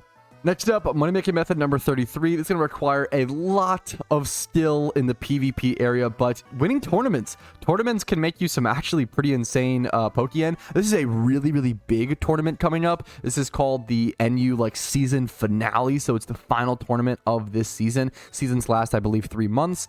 You win 10,000 RP if you win this tournament. For those who don't know, that's equal to 20 something million Pokeyen. Now this is a very extra special tournament, so you know, keep that in mind. But yeah, 22 million Pokeyen. If you get 10,000 RP, that's how many 1,000 RP vouchers. That would be 22 million Pokeyen, which is incredible. Now, there are tournaments in PokeMMO all the freaking time. You get things like 800,000 Pokeyen from winning that one, even 200k for placing. This one's 800k. Let's go to this is another finale, 10k RP. Let's go to this random doubles tournament. You get a shiny gift Horsey plus 1,000 RP, so that's plus 2 mil. That's generally sort of the prize you'll see. 1,300 RP plus a shiny Dibble that's competitive ready. Yeah, PvP tournaments have some actually insane prizes. The hard part is winning a PvP tournament. You have to get really, really good. Like, not only do you have to be a good ladder PvP player, like playing an actual matchmaking sign-up, like ranked open queue, but getting good at tournaments is a whole different beast. It's a whole different level of players, whole different strategies. PvP tournaments are very tough, but can make you really good Pokeyen if you can win them and be reliably good. Next up, money-making method number 34 is going to be breeding one of my favorite Pokemon to breed for profit, breeding Beldums. Most generalist Pokemon to breed for profit are just really, really good. Let's go ahead and look up Beldum like this. You can find some really good Beldum snipes. Let's see if I can find one live today. So what I would normally do here is do 20 plus in every single stat that it needs, but Metagross needs every stat except for special attack. You would do matching 4, so it's going to be missing one of those IVs, and we can see a bunch listed for 7k, 8k. Honestly, no like snipes today. Maybe we could find one with a 1x31. It seems like someone has clearly like caroused this market and actually like picked everything dry, but there's still good breeds for profit here, don't get me wrong, especially if you see something with like a usable nature like Jolly Nature. These could actually be super good. Oof. Jolly Nature is super interesting. And then Relaxed Nature is honestly fine. You could go Relaxed on a Metagross. Let's go ahead and give you guys a quick example. Let's bring up the Windows calculator, my favorite little tool to use while making videos. I'm going to buy this Jolly Metagross for 8,000 Pokeyen. Now, it's going to cost a bit to pair this with a breeder. I'm not going to lie, as I'm probably going to need a really good Ditto for it. So let's go ahead and check. So that cost me 8,000 Pokeyen. Add that onto our calculator. Let's go look for a Ditto to breed with it.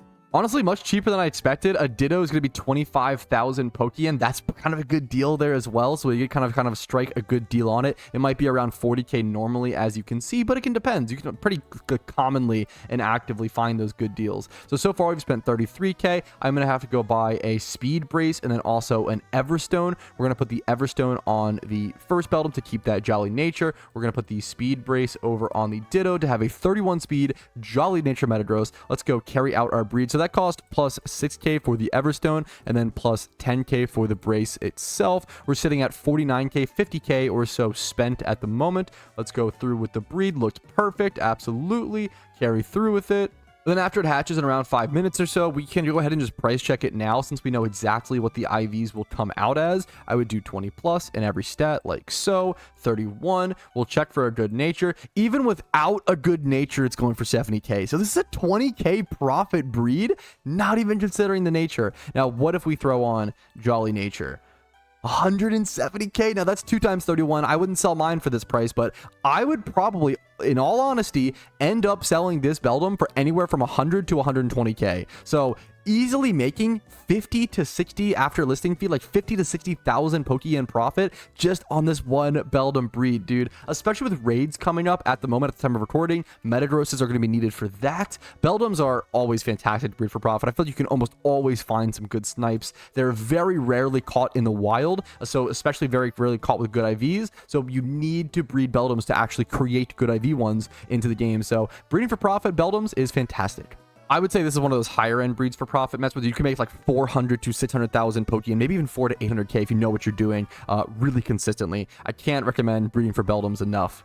The next money-making method, number 35, is a super underrated one that I've actually wanted to learn for a good amount of time now. I'm going to be linking a guide down below from Mayberry, who's an up-and-coming, incredibly high-quality PokeMMO creator who made a really, really fantastic guide for this, and I'll be following his own guide to learn this strategy, so make sure to check that out. I'm talking about trainer reruns. Now, the only thing you should need for this is a specific cloister and some other things. I'm going to flash up what he shows as requirements on the screen. Make sure to check out his video, once again, linked down in the description.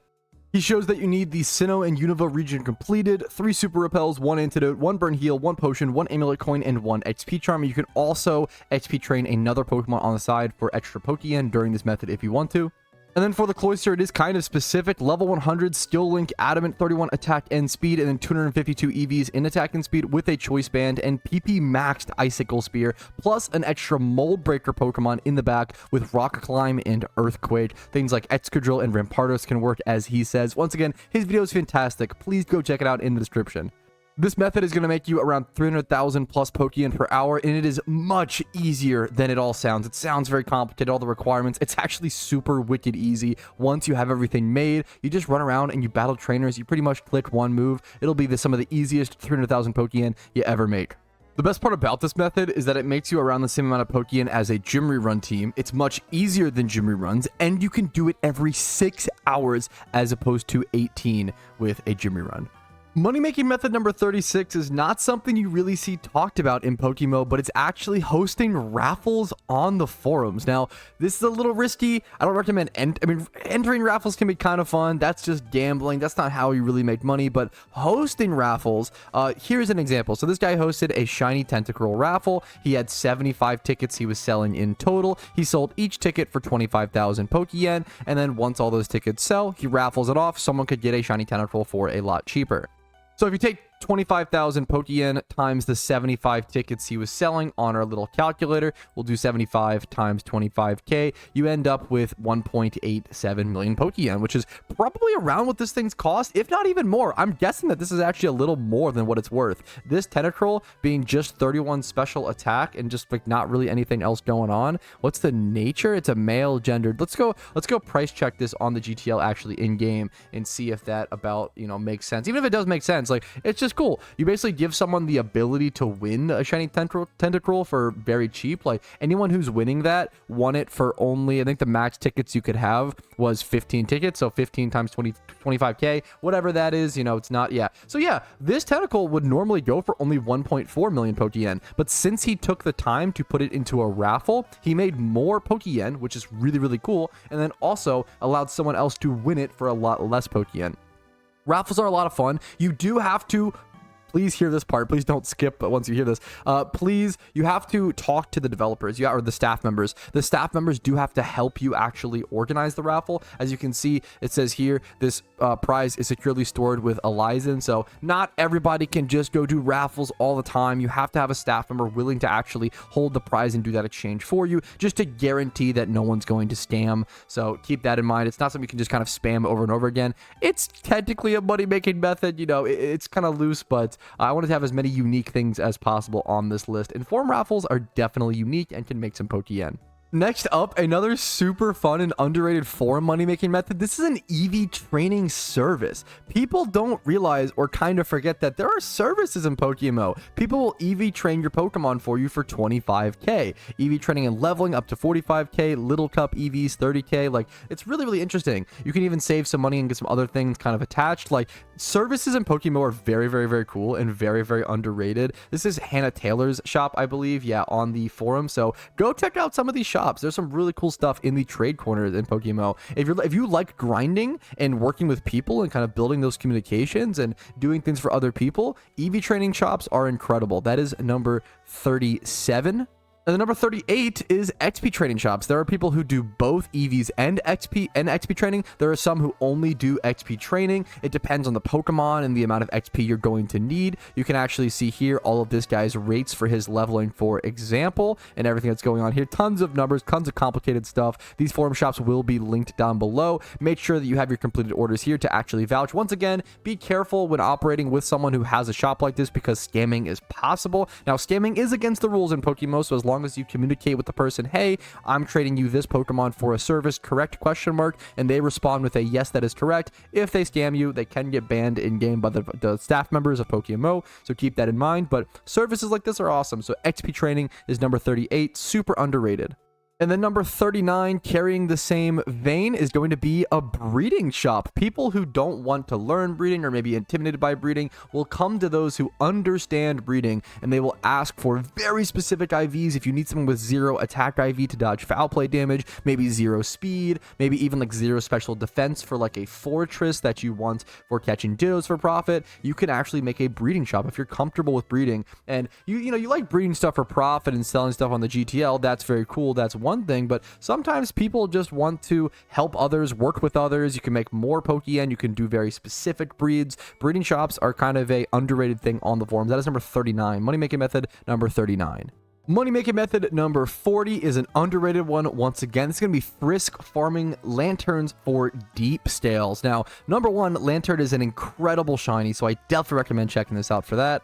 If you aren't familiar, this is what Shiny Lantern looks like, a very cool purple. And then Deep Sea Scales will be different prices depending on the market, but like right now, 13,000 Pokeyen. Sometimes these get up to 20k a piece. This is probably one of the most underfarmed Frisk items in PokeMMO for how much people need it for. You need them for relearning certain moves and tutoring certain moves. You want to start over here in Sutopolis City. You don't have to use Leppas here. You can if you want to. It's going to cut into your profits if you're doing for profit, but if you're shiny hunting, you can. I'm just going to head over here. You do need Surf and Dive. And similar to the other Frisk Thief locations, I do recommend a Teleport Pokemon, a Sweet Scent Pokemon with PP maxed Sweet Scent, and then you are going to need a high level Frisk and Thief, either Bayonet or some other Pokemon that has the Frisk ability and then the Thief move. You want to head over here underwater, head over to this little patch of grass and then Sweet Scent.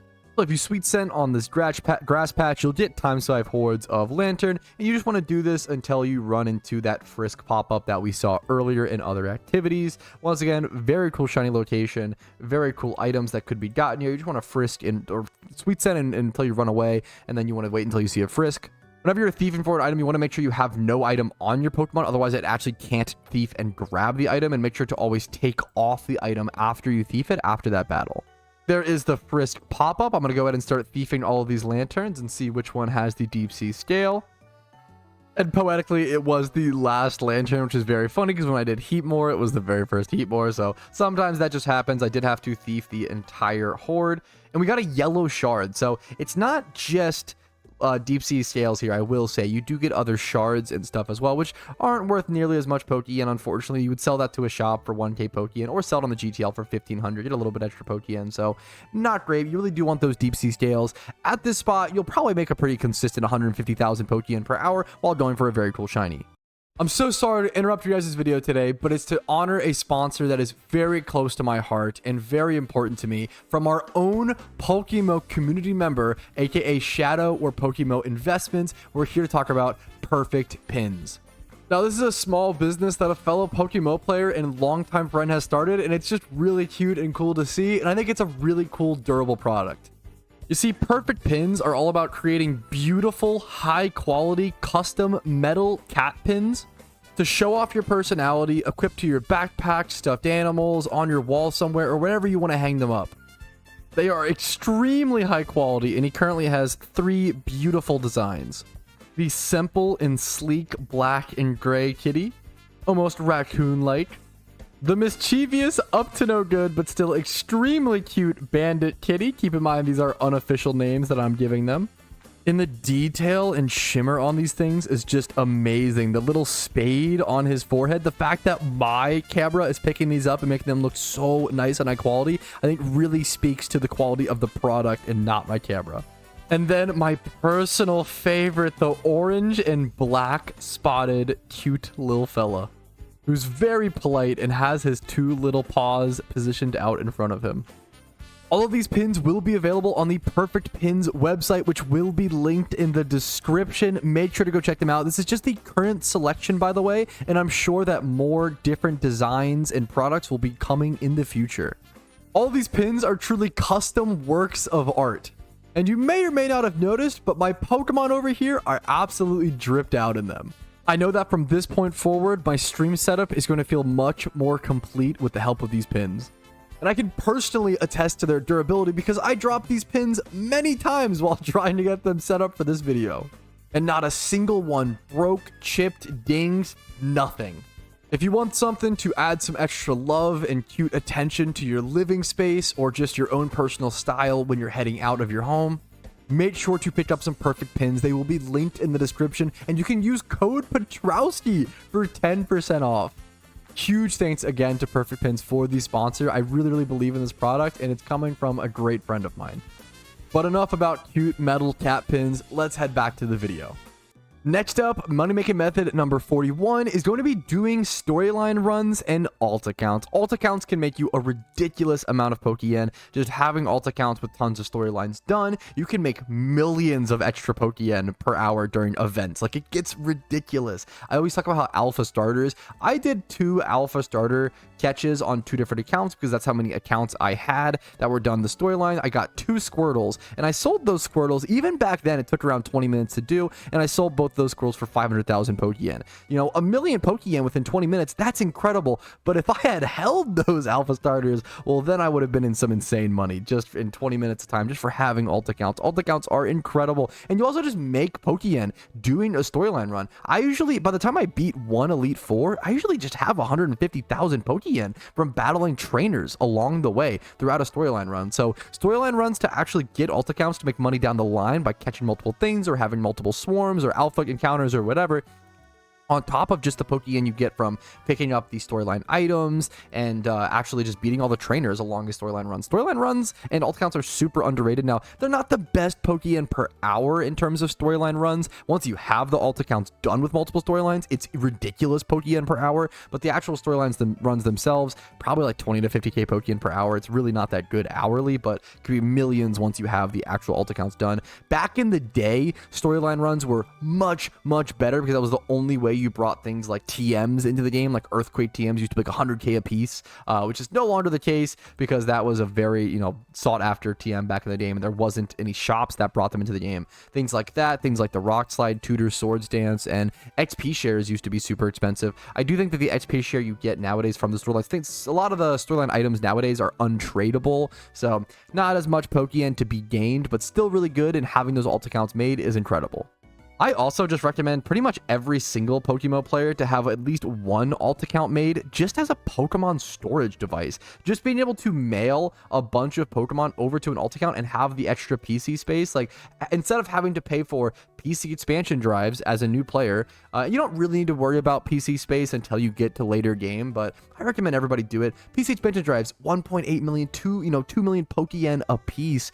Instead of having to buy these, you could just mail your Pokemon over to an alt account and just store them in the 11 free boxes you get. So I recommend everybody have a box, account for that reason. Money making method number 42 is one that I did a video on a very long time ago. I'm going to be heading over to the resort area in Sinnoh, getting my super rod out and ready over here on my FT, and you want to actually fish over in this patch of water. I believe this patch of water has a chance to give you extremely high level Magikarp. Like, I'm talking, these Magikarp can literally be level 100. Here's one that's level 73. So if I were to go ahead and just catch this Magikarp, which is not going to be the easiest catch in the world because it's high level, but it's also still a Magikarp, so it's not going to be that hard of a catch. But if I were to look up, like, oh, what's the cheapest Gyarados level 70 plus? I could catch this Magikarp, go level it up once, evolve it into a Gyarados, and then bam, boom, sell it for 15k. This is a very underrated, if you have Sinnoh region done, super underrated, pretty easy brain dead money making method. Now, you do have to actually fall swipe them twice a lot of the time. There are some, them being so high level, there are a few extra complications, but super under talked about, underrated money making method. Depending on the market, this spot is probably going to make you anywhere from like 200 to maybe 300,000 Pokeyen profit per hour. Also, just catching like good IV Magikarps or Gyaradoses to like sell, that can be super good. I haven't tested this spot in a very long time, but this level 73 carp was caught by just one Pokeball after false swiping and sporing it. This will get leveled up and sold off. Next up, a money-making method you can only do if you have a lot of capital, a fair amount of Pokeyen, and even more patience. I'm going to talk about niche vanity flipping. I'm talking about the Vampire Fangs of the world. I'm talking about the Holly Hair Clips.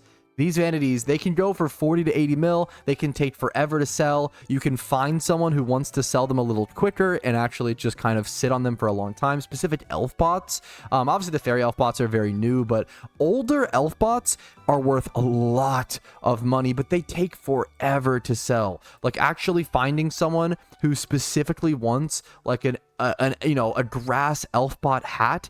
These are things that, like, this is probably someone flipping it, right? Like, you have to kind of look for that sort of situation. Like, number one, it's tough to find flips on these in general. Steel elf bot, like, that's pretty cheap. That only being, let's go ahead and double check.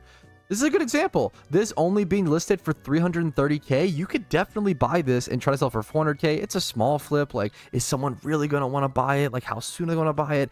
Man, Elfbot stuff and Vampire Fangs, and there's other vanities like this that are just super niche vanities that are very, very, very cool, but you have to find the right seller, the right buyer for them, and finding that right buyer might take a fair amount of time.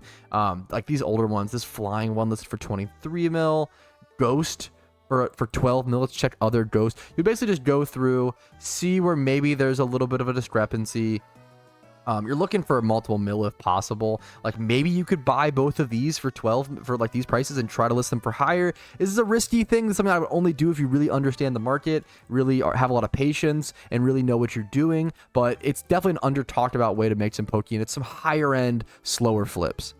More flipping is going to bring us to money making method number 44, and that's going to be 2012 flipping. I've had some incredible success with 2012 flipping, but I've also kind of been caught holding the bag in some situations. So it really depends on the market. It really depends on how many people are actively trying to build collections at the time. For those who don't know, 2012, you can also 2013 flip, but I recommend that a lot less. A lot less people care about 2013 Pokemon. I do, but you know, I just started playing the game in 2013, so it makes sense. For those who don't know, 2012 Pokemon, 2012 is the year that PokeMMO released. It's the year that the game first came out, and it was only really released in 2012 for around 6 months or so. So you had 6 months to find the game, catch any Pokemon you wanted to, and then hold on to those Pokemon for 12 years. The odds of 2012 Pokemon still being in the game 12 years later, not being on a dead account, not being on someone who's quit, not being on an account that got banned, not being bred into oblivion because things were consumed when they were bred. Like the odds of a 2012 Pokemon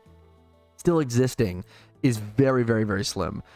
As you can see, there's only 140 2012s even listed on the GTL. There's often very, very few 2012s ever listed, and people like collecting them. Humans just like collecting things. People always ask me, hey, why do 2012s have value, you know? And I look at things, you look at things like base set Pokemon cards, you look at things like the alpha set in Magic the Gathering, right? There's a lot of not very useful, like none of the base set Pokemon cards are really played in any sort of competitive format. Maybe there's some specific older, I'm sure there's some niche example that someone will point out to me. Maybe people do play old school in Pokemon, right?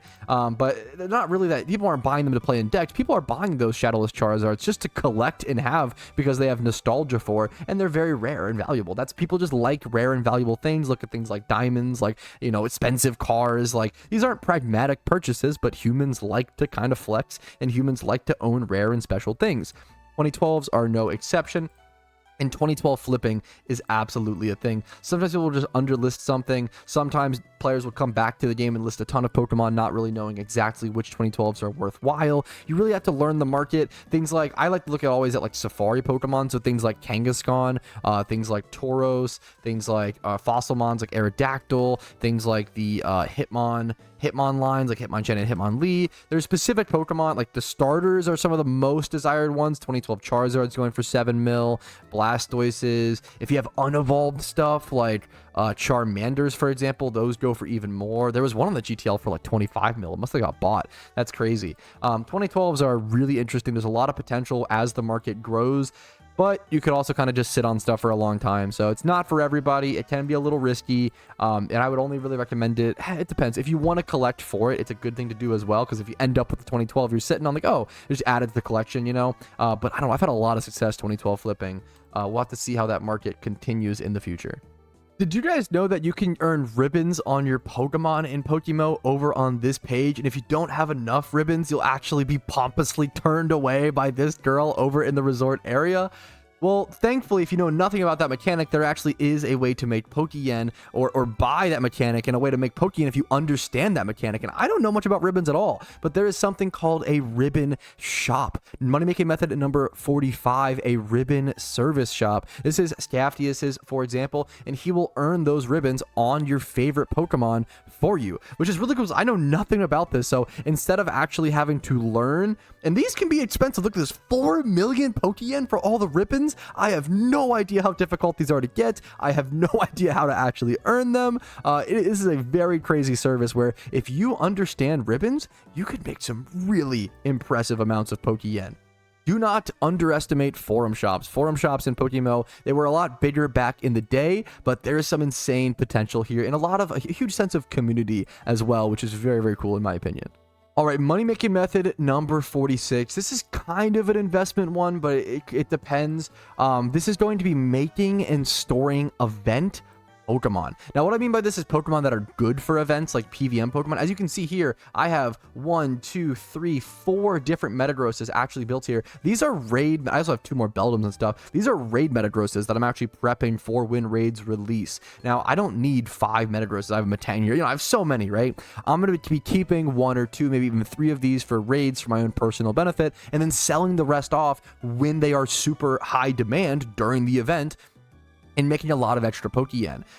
There's a ton of examples for this. So for example, during the Halloween event, things like Chandelure with Safeguard and Ghost Gem become very good. Crocodile and Typhlosion are all used for the Pumpkin boss historically. Now, for each event boss, it's possible that next year's strategies changes. It's possible that it changes. Usually things change a little bit, but the old Pokemon are quite good and the old strategies are usually pretty good. This is coming from, once again, 10 years of experience in PokeMMO. They don't really change the holiday events too much, but they usually rebalance a few things here and there.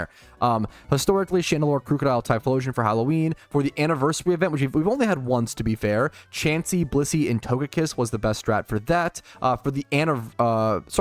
For raids, we have things like Hidden Ability Sableye, Metagross, and Reuniclus. I have 3 Sableyes over here. I've got 1 Reuniclus here, and then 2 more Reunicluses actually in my Johto daycare, getting XP trained passively. There's tons of things like this, tons of examples of if you ever play an event in Pokemon and you see a certain PVM Pokemon is really good during that event, they get really expensive. I saw 2 times 31 Chandelures reaching 1 million Pokeyen. I'm not kidding. 1 million Pokeyen in cost during the Halloween event because people wanted them so they could actually get the event done. They just couldn't participate in the event if they didn't have these PVM Pokemon built. Now, outside of the event, they're like 150 to 200K. During the event, these bad boys reach that 1 million price point. So you could make some insane profit investing in these short term or just stocking up on them and having them kind of on the back burner for when those events roll around. Obviously, this is not foolproof. There is some risk involved. If those Pokemon aren't actually good for the event that next year, you're tying up a lot of profit for kind of nothing. So just keep that in mind. Nothing is foolproof. Money-making method number 47 is going to be catching Smeargles for profit. I have a lot of fun doing this. You can make 150 to 200,000 Pokeyen pretty consistently here since people need tons of Smeargles for catching Pokemon. You could start here over at Battle Frontier and then make your way over to the water. I do recommend popping a Repel here since it's a little bit of a trek. I'm going to pop a Super Repel to save a little bit of Pokeyen since you don't need a Max Repel. You probably could even pop a Baby Repel with 100 steps. That would probably be perfect. Make your way over to Artisan Cave. Make sure you bring a Surf Pokemon and a Pokemon with False Swipe and Spore, and run back and forth here. You can also just pop ×5 Hordes and Sweet Scent and actually Shiny Hunt for Smeargle here. This is where everybody Shiny Hunts for Smeargles. But if you run back and forth, it's a 100% spawn rate for Smeargle. So it's very comfy and chill once you actually get used to it. You want to run back and forth. You want to False Swipe and Spore. Now, after you False Swipe, this is important. You want to use whatever move you want to sketch onto these Smeargles. So, for example, if I'm catching these Smeargles to sell as catching Smeargles, I want to go ahead and False Swipe because then he's going to sketch the move False Swipe, and then I can Spore him and catch him afterwards. Now, you can sketch all kinds of moves. Maybe you want to sketch Imprison. Maybe you want to sketch, Teleport, or there's other things you can do that you can absolutely sketch onto these Smeargles if you want them for specific purposes. Maybe you want to sketch some sort of HM, really whatever you want to sketch, whatever you want to sell your Smeargles for. Different Smeargles with different moves go for different price points. It really depends on the market and what people are looking for. They can be a little bit of a pain to catch, I will say. This might be one of the few spots in the game where actually using repeat balls probably becomes good after you catch 15 of them. If you don't know, repeat balls work in a really strange way in Pokemon where if you catch 15 of the same species in a row, they reach their max catch rate of 2.5 times. So if you catch 15 Smeargles in a row, then you can start using repeat balls and have a really good catch rate for them. However, if it sleeps for 2 turns like this, you should always probably use Dream Ball. I believe, do I not have any more? Wait a minute, that'd be quite funny.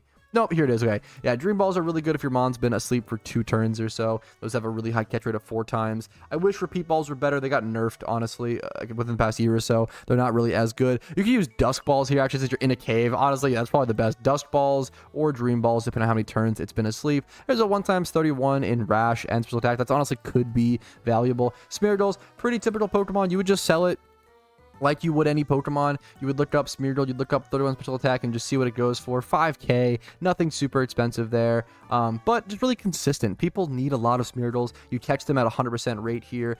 They do have a base price, as you might have been able to see actually for I think it was around 2K, which, you know, 2K base price, you're only making 1,000 Pokeyen per one sold. It's they do up actually up to around 3K at times. So I don't know. Smeargles seem pretty consistent. They're not amazing. Probably around 150K Pokeyen per hour. They don't get up to like 300K Pokeyen probably. But yeah, be aware of that. Now, one quick last tip. If you run into a shiny Smeargle, especially a shiny Smeargle in a horde, please be careful. Do not make this mistake. So many people make this mistake of encountering a shiny Smeargle and then switching out or switching over to their catching Pokemon. Do not do this. They only have 1 PP on their sketch move. So if you switch on that sketch, now that Pokemon will be struggling to death. So please, if you encounter a shiny Smeargle, whether in a single encounter or a horde, just stay in for a second and click any move. If you have your catching Pokemon, just False Swipe or something. Or Spore it if you want to keep it really safe. But yeah, please just be careful. I've seen so many people lose shiny Smeargles, and it shouldn't be happening. So just be careful. Don't make that mistake. And yeah, hopefully that helps you not lose a shiny. Next up, money making method number 48. This method can be insane depending on the market. This is going to be catching Whalmers. I've made upwards of 300,000 Pokeyen per hour catching Whalmers consistently in the past for multiple hours. You want to be over here in Slateport City in Hoenn. It's the dock city. It's super easy to find. You want to go ahead and Super Rod over in this location. If you're not popping lures, this is a 100% spawn rate for Whalmers, and then it is a like 5% if you pop lures for Kingdra. Now, you probably should Spore first. I always forget about that when I come back to the spot. You do want to Spore first because they do have a very high chance. They might use Bounce or Dive, and it just kind of slows down the battle. So if you Spore first and then False Swipe, there's a chance they'll stay asleep, so it's better to do it in that order. It can also Dream Ball, which works out perfectly. Or you can just Pokeball. I'm pretty sure Pokeball will catch these guys most of the time, but catching Whalmers for profit. People need Whalmers, especially male Whalmers, if I'm not mistaken. Or it might be female Whalmers. I always forget. They need it for water spout squirrels. We talked about that earlier in the video, how breeding water spout squirrels for profit can be so profitable. People need good IV Whalmers to kind of trade up IVs along the way while getting water spout on your Squirtle. To actually keep those IVs to pass. So people do want good IV Whalmers when going for that water spout Squirtle breed.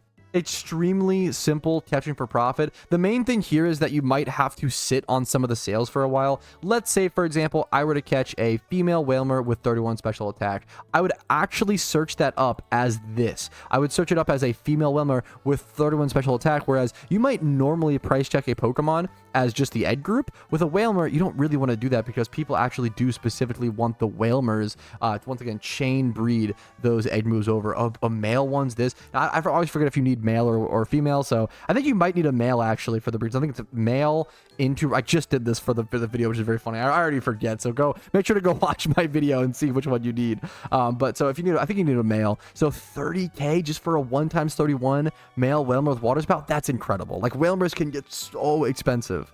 And there's always almost always more need for demand for Whalmer on the GTL. As you can see, there's so few male Whalmers on the GTL with that 31 special attack. Not enough people do this money making method. So now if people are doing a lot more at a certain time, maybe back off. It just depends. One of those things that's market. This is definitely a market dependent money making method. All right, next up is kind of a niche and a funny one, but it's actually super important to players like myself. 49 is becoming a Poke Broker. Now, if you don't know, a broker is someone who sells something for other people, which takes a lot of skill to price check something and time to go individually list things. I have had points where look at my boxes. I have so many boxes full of Pokemon that are just sitting there that need to be sold, that kind of take up space. And I don't always want to have to deal with that. I recently had like 4 to 6 boxes full of Pokemon that I needed to sell, but I was way too busy making videos and recording and streaming and doing all these things. I didn't really have time to get to the stuff that wasn't very exciting content to do. So I decided to hire a Poke Broker. I've been working with a viewer of mine, Vincer Plays, and I basically send him all of my Pokemon. he lists them all, price checks them, and keeps track of them, and then I tell him to keep 25% of the profit. So anything that sells, he's incentivized to sell things for higher prices and accurate prices and make sure they sell so that he can get as big of a cut as possible. You can make 400 to 600, even over 1 million Pokeyen per hour if you list enough high-end Pokemon at a fast enough rate. Doing this, you can make a lot of Pokeyen as a poker broker. Now, it's tough to be a poker broker because you have to, number one, find someone who actually needs the service, like someone like myself, which I think is kind of niche and pretty weird in high-end late game. And then you also have to be trustworthy enough for that person to be able to send you millions of Pokeyen worth of Pokemon to where he can trust you to send him that and then actually go through, accurately price check that, have the skill, and then also send you back the right amount of Pokeyen. I'm putting a lot of trust into my boy Vincer here, but he's been watching me for a long time. He's been totally honest and has a spreadsheet. He's been incredible working on everything so far. So I think Poker Broker is a really interesting thing. I'm the first one to ever do it. I'm the first one to ever hire one. I'm really excited to see if this becomes a more common money-making method in the future, but the definition of services in game, I think it's very, very cool. Next up, money-making method number 50 is going to be another catching Pokemon for profit one. We're going to be starting over here in Petalburg City and heading over to Petalburg Woods. This will be catching Shroomish for profit. I'm going to be honest, catching Shroomish for profit isn't that amazing, shockingly. It can be at times. It depends how in demand Breloom is. For those who don't know, Breloom is probably the best catching Pokemon in the game, or it probably definitely is. There's other mons that have good utility, things like Smeargle and Damp Parasect, for example, but in terms of just raw catching power and stats, Breloom is your best and most consistent bet. So a lot of people need good IV Brelooms and Shroomishes for catching other Pokemon. I've used my catching Breloom throughout the entirety of this video many times. If you Google or look up a 20 plus attack and speed Adamant Shroomish, it's going for around 2,500, maybe 5k. Honestly, like, it's not very expensive nowadays, unfortunately. What about a 31 attack one that's Adamant? That's a bit better. 25k for plus 30 for 31 attack and correct nature, 5k for only 31 attack. It's probably one of the worst moneymakers on this list, probably netting you around 80 to 100k Pokeyen profit per hour. But enough negatives out of the way. One of the positives, and you do have to pop expert lures, which are going to cost you 15k per hour, but you're going to make 80k profit after the balls, after the expert lures, after all these things. You could just sit here and soak and spore these Shroomishes if you just want to go for max profit and make over 100k profit per hour, probably pretty easily. But what I recommend doing is if you want to single encounter shiny hunt for a Trico, for a Slackoth, for a Shroomish, come to this spot. It's the best spot to do some of those incredibly rare, great shinies. Petalburg Woods. You basically want to sit here, you want to run back and forth, and I just quick ball all the Shroomishes I find. It makes it so the battles don't take a very long time. You just very quickly and easily catch those Pokemon. You do spend a bit of Pokeyen on the quick balls, on the expert lures, but you do end up still making like 80k profit or so per hour doing this with that strategy. So it allows you to shiny hunt for some really cool 3 Poochies in a row. Wow. It allows you to shiny hunt for some very cool and rare shinies while also kind of making a little bit of profit along the way. And I like those. It's not the most efficient thing in the world, but it's very fun, in my opinion, to make a little bit of extra Pokeyen alongside a long shiny hunt. One of the most important things in PokeMMO is making sure you're having fun. If you're having fun, you're probably going to play the game for longer and make more and better progress. So number 51 is really important in my opinion. Either breeding or catching your favorite Pokemon for profit. So for example, if my favorite Pokemon is Shuckle, there are absolutely ways to go breed Shuckle for profit or catch Shuckle for profit, like we already talked about in this video actually, and go also make some Pokeyen along the way. So if my favorite mon is Shuckle, I can go check. I could go buy this Shuckle for 5k and then go buy a Ditto for probably I don't know, something, or a different Shuckle, different for 3k. So let's say I spend 7k on those 2 Pokemon, and then I go ahead and I double brace them. So I've spent what, 27k Pokeyen, and now if I look up a 2 times 31 Shuckle, this isn't really accurate, this is 3 times, right? So but I'd probably be able to sell that. I probably paid 27k to breed it. I probably sell it for 40 to 50k. So I'm making some really solid Pokeyen. People do want good IV Shuckles, or they just want male Shuckle breeders for other Pokemon in the same age group. You are in the bug age group, you could breed some good Shuckle breeders for Volcaronas. Understanding like why people are buying your Pokemon or what they're buying them for is super important, and it allows you to do things like this. Just have fun. If you can make 200,000 Pokeyen per hour breeding or catching your favorite Pokemon, yeah, it's not the most Pokeyen per hour in the world, but it's a lot of fun, and it's going to bring you a lot of enjoyment and satisfaction. I think that's really important in PokeMMO. If you have any specific questions regarding this, let me know in the comments. Tell me your favorite Pokemon, and I will try to give you a suggestion on how to make profit breeding them or catching them. Next up is an extremely strange but extremely lucrative money-making method during events only. Number 52 is particle farming. So I'm at Lavender to show you. Normally, when there's a Halloween event going on in PokeMMO, there would be the Pumpkin boss right here, right? And every single time you defeat the Pumpkin boss on hard mode, every single Pokemon in your party gets a special particle effect put onto them, a niche one from that event only. If we go look up particle effect, for example, Pumpkin's Delight, that's one of them from one of the years. Look at this. This is it. This is 560,000 Pokeyen. Let's do a different one. Let's like one that I guess know. Pumpkin's Treat is a really popular one. Look at this. 13 million Pokeyen because it is from 2019. The only way to get this was by defeating the Pumpkin in 2019. Now, there are some more recent ones that obviously they basically what happens is you end up people will pay you Pokeyen to put those particle effects on their specific rare shinies. A lot of people really like putting tons of particles on their Pokemon they care about, or you can just collect a bunch of Dittos. If you have a bunch of Shittos, you could get a bunch of Dittos and plop a bunch of particle effects on them and just make really solid Pokeyen. The cheapest particle effect Ditto, the cheapest, absolute cheapest one is 40k Pokeyen. This is from the Pumpkin event from 2023, actually, so that's a perfect example. So if you can defeat the hard mode boss with 3 Pokemon in your party, and then you have 3 Dittos in the back, you're making an extra 120,000 Pokeyen per run.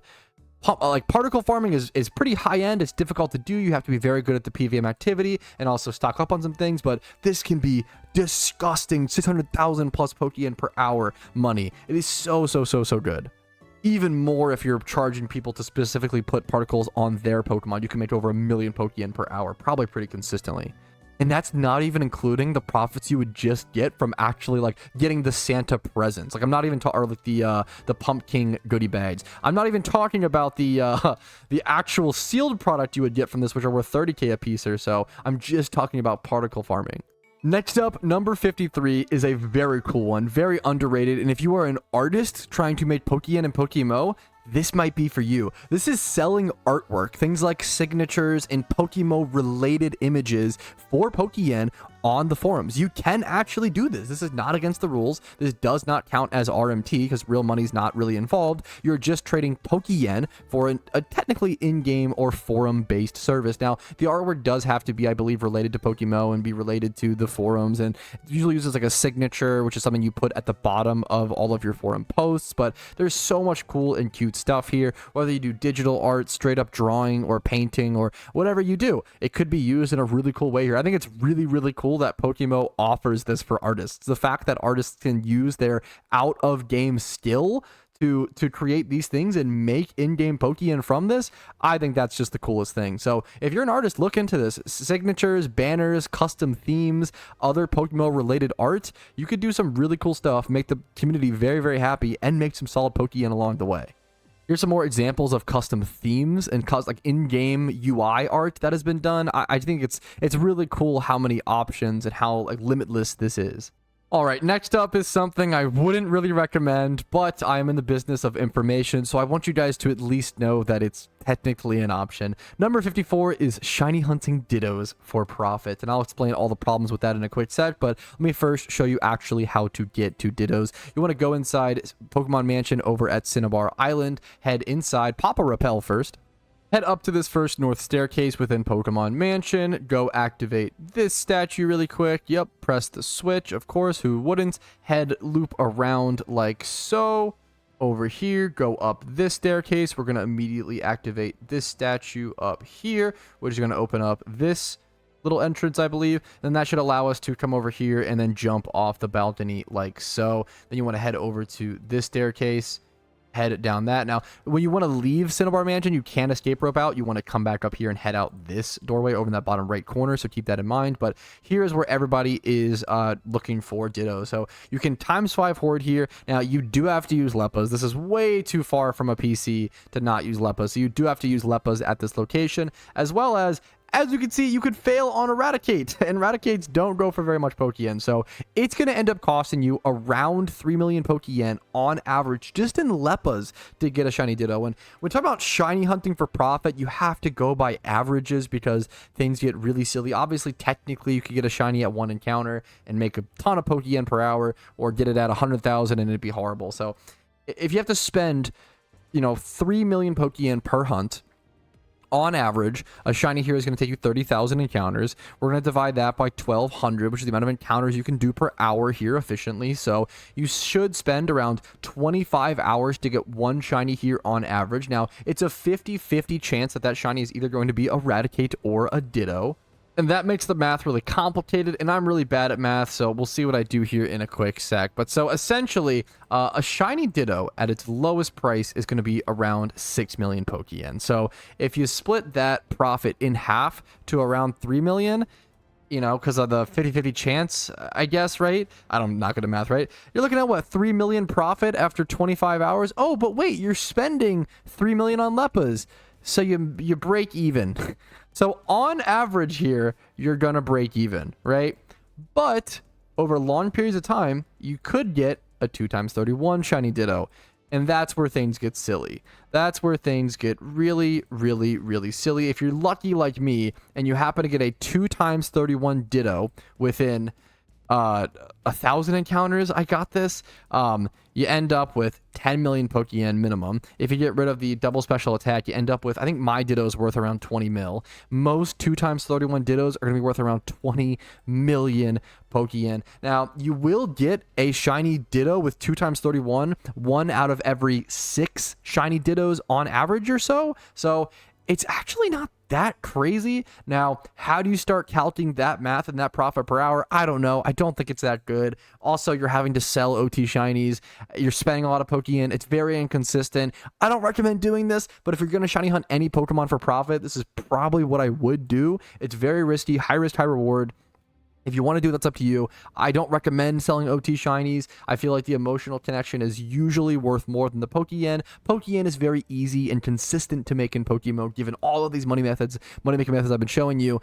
Shinies are a lot harder. Shinies are less consistent. You can't really ever guarantee a shiny the way you can guarantee Pokeyen and PokeMMO. But do whatever you want. You're an adult. That's just my thoughts and my opinions. Feel free to do this if you want to. I wanted to give you guys that opportunity and that chance. Number 55 is another breeding for profit one. I'm sure you're not sick of those yet, but breeding for profit is really, really, really, really good in PokeMMO. I tried to diversify as much as possible, guys, in terms of having as few breeding for profit and catch for profit Pokemon ones as possible. But in terms of breeding for profit, number 55, breeding Pokemon. This is a pretty specific one. Breeding Pokemon that have recently changed PvP tiers. Now, you do need to actually go to the PokeMMO forums to correctly view this and see what's going on. But like a good example is Dugtrio just got moved down to NU. So people do, because they got rid of Arena Trap, so a lot of NU players do want access to Dugtrio now. But honestly, it's not getting much usage there, so maybe you're not going to make too much profit on that. A good example of this is when Gallade got access to Sharpness ability, it monstrously jumped up in usage, became very demanded by the player base, and every single OU player all of a sudden needed a competitive Gallade. So the demand rapidly rises, you're there to fill that supply and go breed Gallades for profit. A hilarious example is right now, since Arena Trap plus Dugtrio got banned essentially in OU and PvP, now non-Arena Trap Dugtrio's in NU, Diglett with Arena Trap is still doing super well in OU. It has like a 54% win rate, obviously a much smaller usage, but certain teams, 1,000 games is not a small amount of games. People are using Diglett in OU right now. So hilariously, instead of breeding Dugtrio for NU players, if I were you guys in this situation specifically, this is going to be, dependent. Pokemon change tiers every single month in PokeMMO, so just go check the forums, go check the PvP tier changes. If I were you guys, though, I would breed Digletts for profit. Hilariously, I would just breed 2x31 Jolly Digletts. Let's see what they go for right now. 31 attack and speed. You want Jolly for sure. Let's search. Let's not do Dugtrio. Let's do Diglett. Like, what's a 2x31 Diglett going for? 90k, 100. That's a Druddigon. This could honestly probably get flipped. I on video, I'm gonna go ahead and buy this. This is the easiest flip of my entire life. I'm probably gonna relist that for like 150k since the next one's 300k. That's really, really funny. Keep an eye out for stuff like that. When Pokemon change tiers, all of a sudden a lot more people need those Pokemon.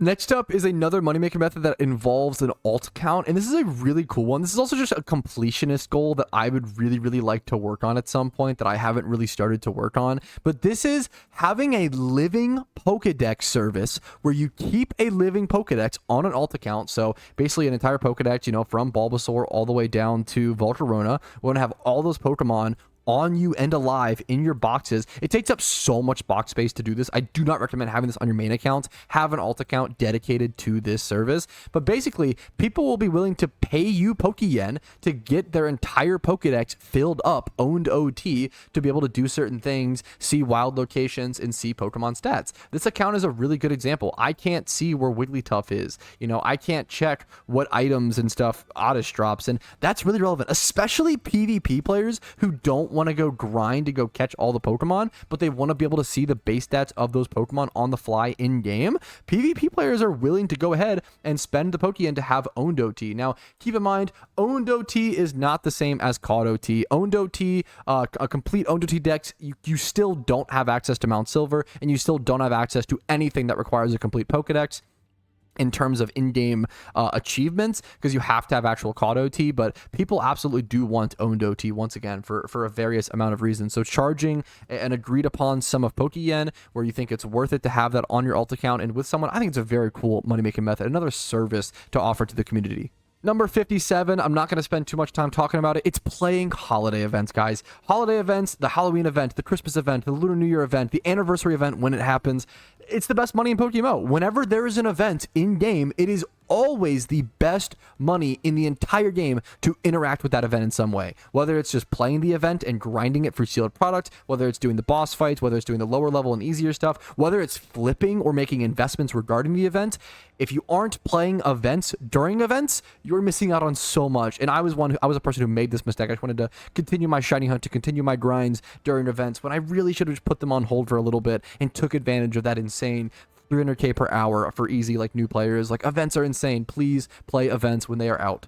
Money-making method number 58 is going to be a specific and niche one, as they kind of all are up at this point in the list, but it's still a very cool one to talk about and interesting. So if you don't know, in PokeMMO, there are these things called King of the Hill legendaries. Mewtwo is one of them. You're able to actually find Mewtwo in Cerulean Cave in PokeMMO at random, an extremely low chance to find it, like 0.001% or something like that. It takes a very, very long time. I know Team Rocket spent 69 hours trying to hunt for Mewtwo. It's like an incredibly long time. Now, the cool thing is, once you actually encounter Mewtwo, people can battle you, and you're forced to accept those battles. And basically, you get a amount of BP. I think it's like 1,500 or so. I don't know the exact amount. I tried to find the information online, but there's very little information on King of the Hill legendaries in PokeMMO. But you get some amounts of BP, and BP is worth Pokeyen in PokeMMO. Usually, one BP is worth anywhere from 10 to 15 Pokeyen, I believe. So if you're getting like 1,500 BP per time you actually catch the thing, that's 15,000 Pokeyen. It's not amazing. Obviously, it's a lot for 69 hours. Obviously, it's really, really bad Pokeyen per hour. But I think if you defend it, I think it's each PvP battle. If people challenge you and you win a 3v3 rotational battle, I think you get more BP. I could be wrong on this. Once again, very little information is out on this. But King of the Hill legendary BP farming is a thing. And there are teams in PokeMMO that specifically organize themselves to go hunt the legendary and then trade the Mewtwo off between each other to sort of farm that BP. So it's something interesting to keep in mind. There are teams that do organize this and do this. So I think it's something worth talking about. You can actually see the messages right here. Someone actually has the Mewtwo right now, but it just got bored and went to the wild. So when you see stuff like that, that's people doing that Mewtwo battle. Now, next up, money-making method number 59 is trade chat flipping. This is the Facebook marketplace of PokeMMO. If you want to lowball people, if you want to gouge players, just see the scummy behavior you can get away with in an open market, then come check out trade chat flipping. It's going to be the Wild West. It's going to be crazy. Usually people are selling stuff in trade chat to avoid certain listing fees. As you can see, though, people are listing those niche vanities I talked about, like the vampire fangs, things like the Santa little helper hat, things like the witch's brooms. These are very valuable vanities. Someone is doing that niche vanity flipping I was talking about, most likely. You can come try to lowball or trade things in trade chat. Obviously, do so at your own risk. Lowballing people is super annoying. I've been lowballed constantly. It's really annoying. But sometimes you do offer someone a lower price, maybe 80 or 60% of what it's worth, and it's worth it to them to just sell it quickly so they can have that Pokeyen and then be able to use that Pokeyen. Sometimes people are just willing to sell things for lower prices. I've done that. I've sold things for lesser to be able to have that Pokeyen extra quickly to go do something else with it. Sometimes that's just how it works. So trade chat flipping can be an option. It's going to be a lot of whispering and communicating with other players and just hoping to find something very niche and specific to make Pokeyen on. Next up, number 60 is metronome gambling. Now, this isn't exactly a money-making method because gambling isn't a money-making method, but hey, man, we're grasping at straws here. And I believe a wise man once said, hey man, it's not gambling if you win. I think that wise man might have been Charlie Sheen, but the point still stands. So metronome gambling is essentially when you go up against another player, usually a friend or someone you can trust to actually take through with the trade. You go into a random fight. You challenge them to essentially a duel of RNG. And you challenge the player, and you just sit there and you click metronome, and the first person to win wins the money you put up for the offer. It's kind of like the duel arena in old school RuneScape, and with that, some people do this. It's pretty niche. I don't recommend it. It's kind of fun with the boys. If you want to do something, I don't know, have a few drinks, do some metronome gambling. You know, more power to you. As long as it's smaller amounts of Pokeyen. Once you start reaching over 1 million, 5 million Pokeyen per metronome gamble, I'd stay away from it, but you know what? It's something to mention on this list. Number 61, as you might have seen, there are tons of different languages in trade chat in PokeMMO, and sometimes there's such niche items, things like, super expensive vanities like jack-o'-lanterns or blue flaming skull masks or whatever, that your buyer base, is so small that they might not speak the language you speak. So unironically, number 61 is translating trades in PokeMMO. If you know multiple languages, this is a legitimate skill that I've seen multiple people get paid for. This was suggested to me by a team member, Clue, who said that they actually have translated trades before and gotten paid a couple thousand Pokeyen, 50K, 15K here and there or whatever to translate trades. I think it's very cool. It's probably not something you can do consistently, but maybe getting yourself known in the community as that guy who knows multiple languages and can communicate between different PokeMMO communities. We all know that the Chinese community in PokeMMO is massive, so speaking Mandarin is an insanely huge talent in PokeMMO. Same with speaking Spanish. There are some the English-speaking community in PokeMMO is honestly very small compared to the Spanish-speaking and the Mandarin-speaking, So there's a lot of value in having this multi-language skill. So if you have that, you can use that to make some Pokeyen in PokeMMO. Next up is a really underrated passive money-making method, and this is going to be catching Pheno Pokemon and Pheno spawns when they happen. You'll often get rare Pokemon from those Phenos, which are phenomena, and I'll show what that looks like in a little bit in a second. But you also get mysterious gem clusters. You get a guaranteed mysterious gem cluster every time you go catch or defeat one of these Phenos, which is around 7K, 8,000 profit, and it just takes a minute or two to go check these. Now, in my Discord, there is a channel called Phenos in Swarms, which you can sign up for and get pinged every time there is a Pheno. This is also super important whenever you're trying to complete your Pokedex. This is what a Pheno looks like. This is a good example of a little sand Pheno or a dust Pheno being at Giant Chasm. This would give you a possible Excadrill or Drillbur encounter, which are pretty hard to get in Pokemon. You can only get them via Phenos. If you're trying to complete your Pokedex, you literally need Phenos to do so. So if you want that for that, or just consistent passive Pokeyen, every time you get a little bit of a ping, you could go check the Pheno, get a mysterious gem cluster, possibly get some fossils, get a rare Pokemon. If you were to be lucky to get like a 1x31 attack Drillbur, that would be pretty great. There's just tons of reasons why Drillbur. There you go, 24K for a 1x31 Drillbur. That's fantastic. There's tons of reasons why Phenos are just really good passive Pokeyen that take very little time to go do and check. And then finally, money-making method number 63 is to come watch my streams on Twitch, earn channel points, get Patrouski OT Pokemon for free, and then sell them in trade chat for millions. Now, obviously, I'm just kidding, but you can get some Patrouski OT Pokemon or just some Pokemon from me for just watching my stream for free, which you could go sell off if you want to. Obviously, I don't mind this. I operate this service as kind of a way to give people signatures of mine because people ask for that a lot, which I'm very honored by, but I don't have the time time to just give everybody a Patrouski Pokemon who OT Pokemon who asks. So I set up this little thing where, you know what, if you watch my stream for just a little bit of time, you get access to having a free Patrouski OT Pokemon of the species you choose. You could pick your favorite Pokemon and get that, or save up for a Patrouski competitive Pokemon where I'll send you a 2x31 like 150k value Pokemon. So you could do that just by watching the stream.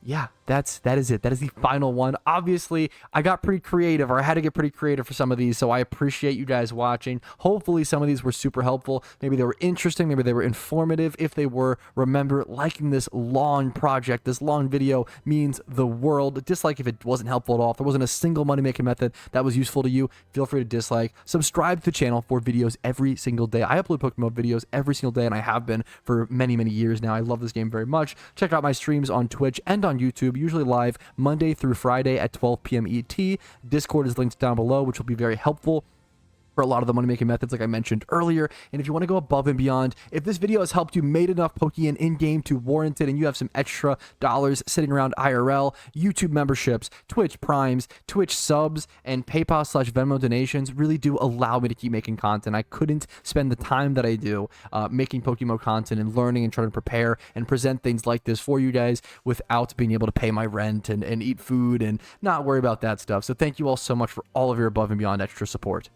And a huge thank you to Team Mr. Team Chat and everybody else who helped me brainstorm ideas trying to come up with this. This took many months, honestly, to figure out all of these, and my fiance Casey was extremely supportive through it all. So thank you guys once again for watching. I just hope it was helpful, and I hope it was a positive asset to your day as usual. I'll see you guys next time, but for now, peace Reno. Hey, thank you so very much for watching until the very end of the video. That means the world to me, and everyone on this list means even more to me for helping support the channel every single day. Thanks so much.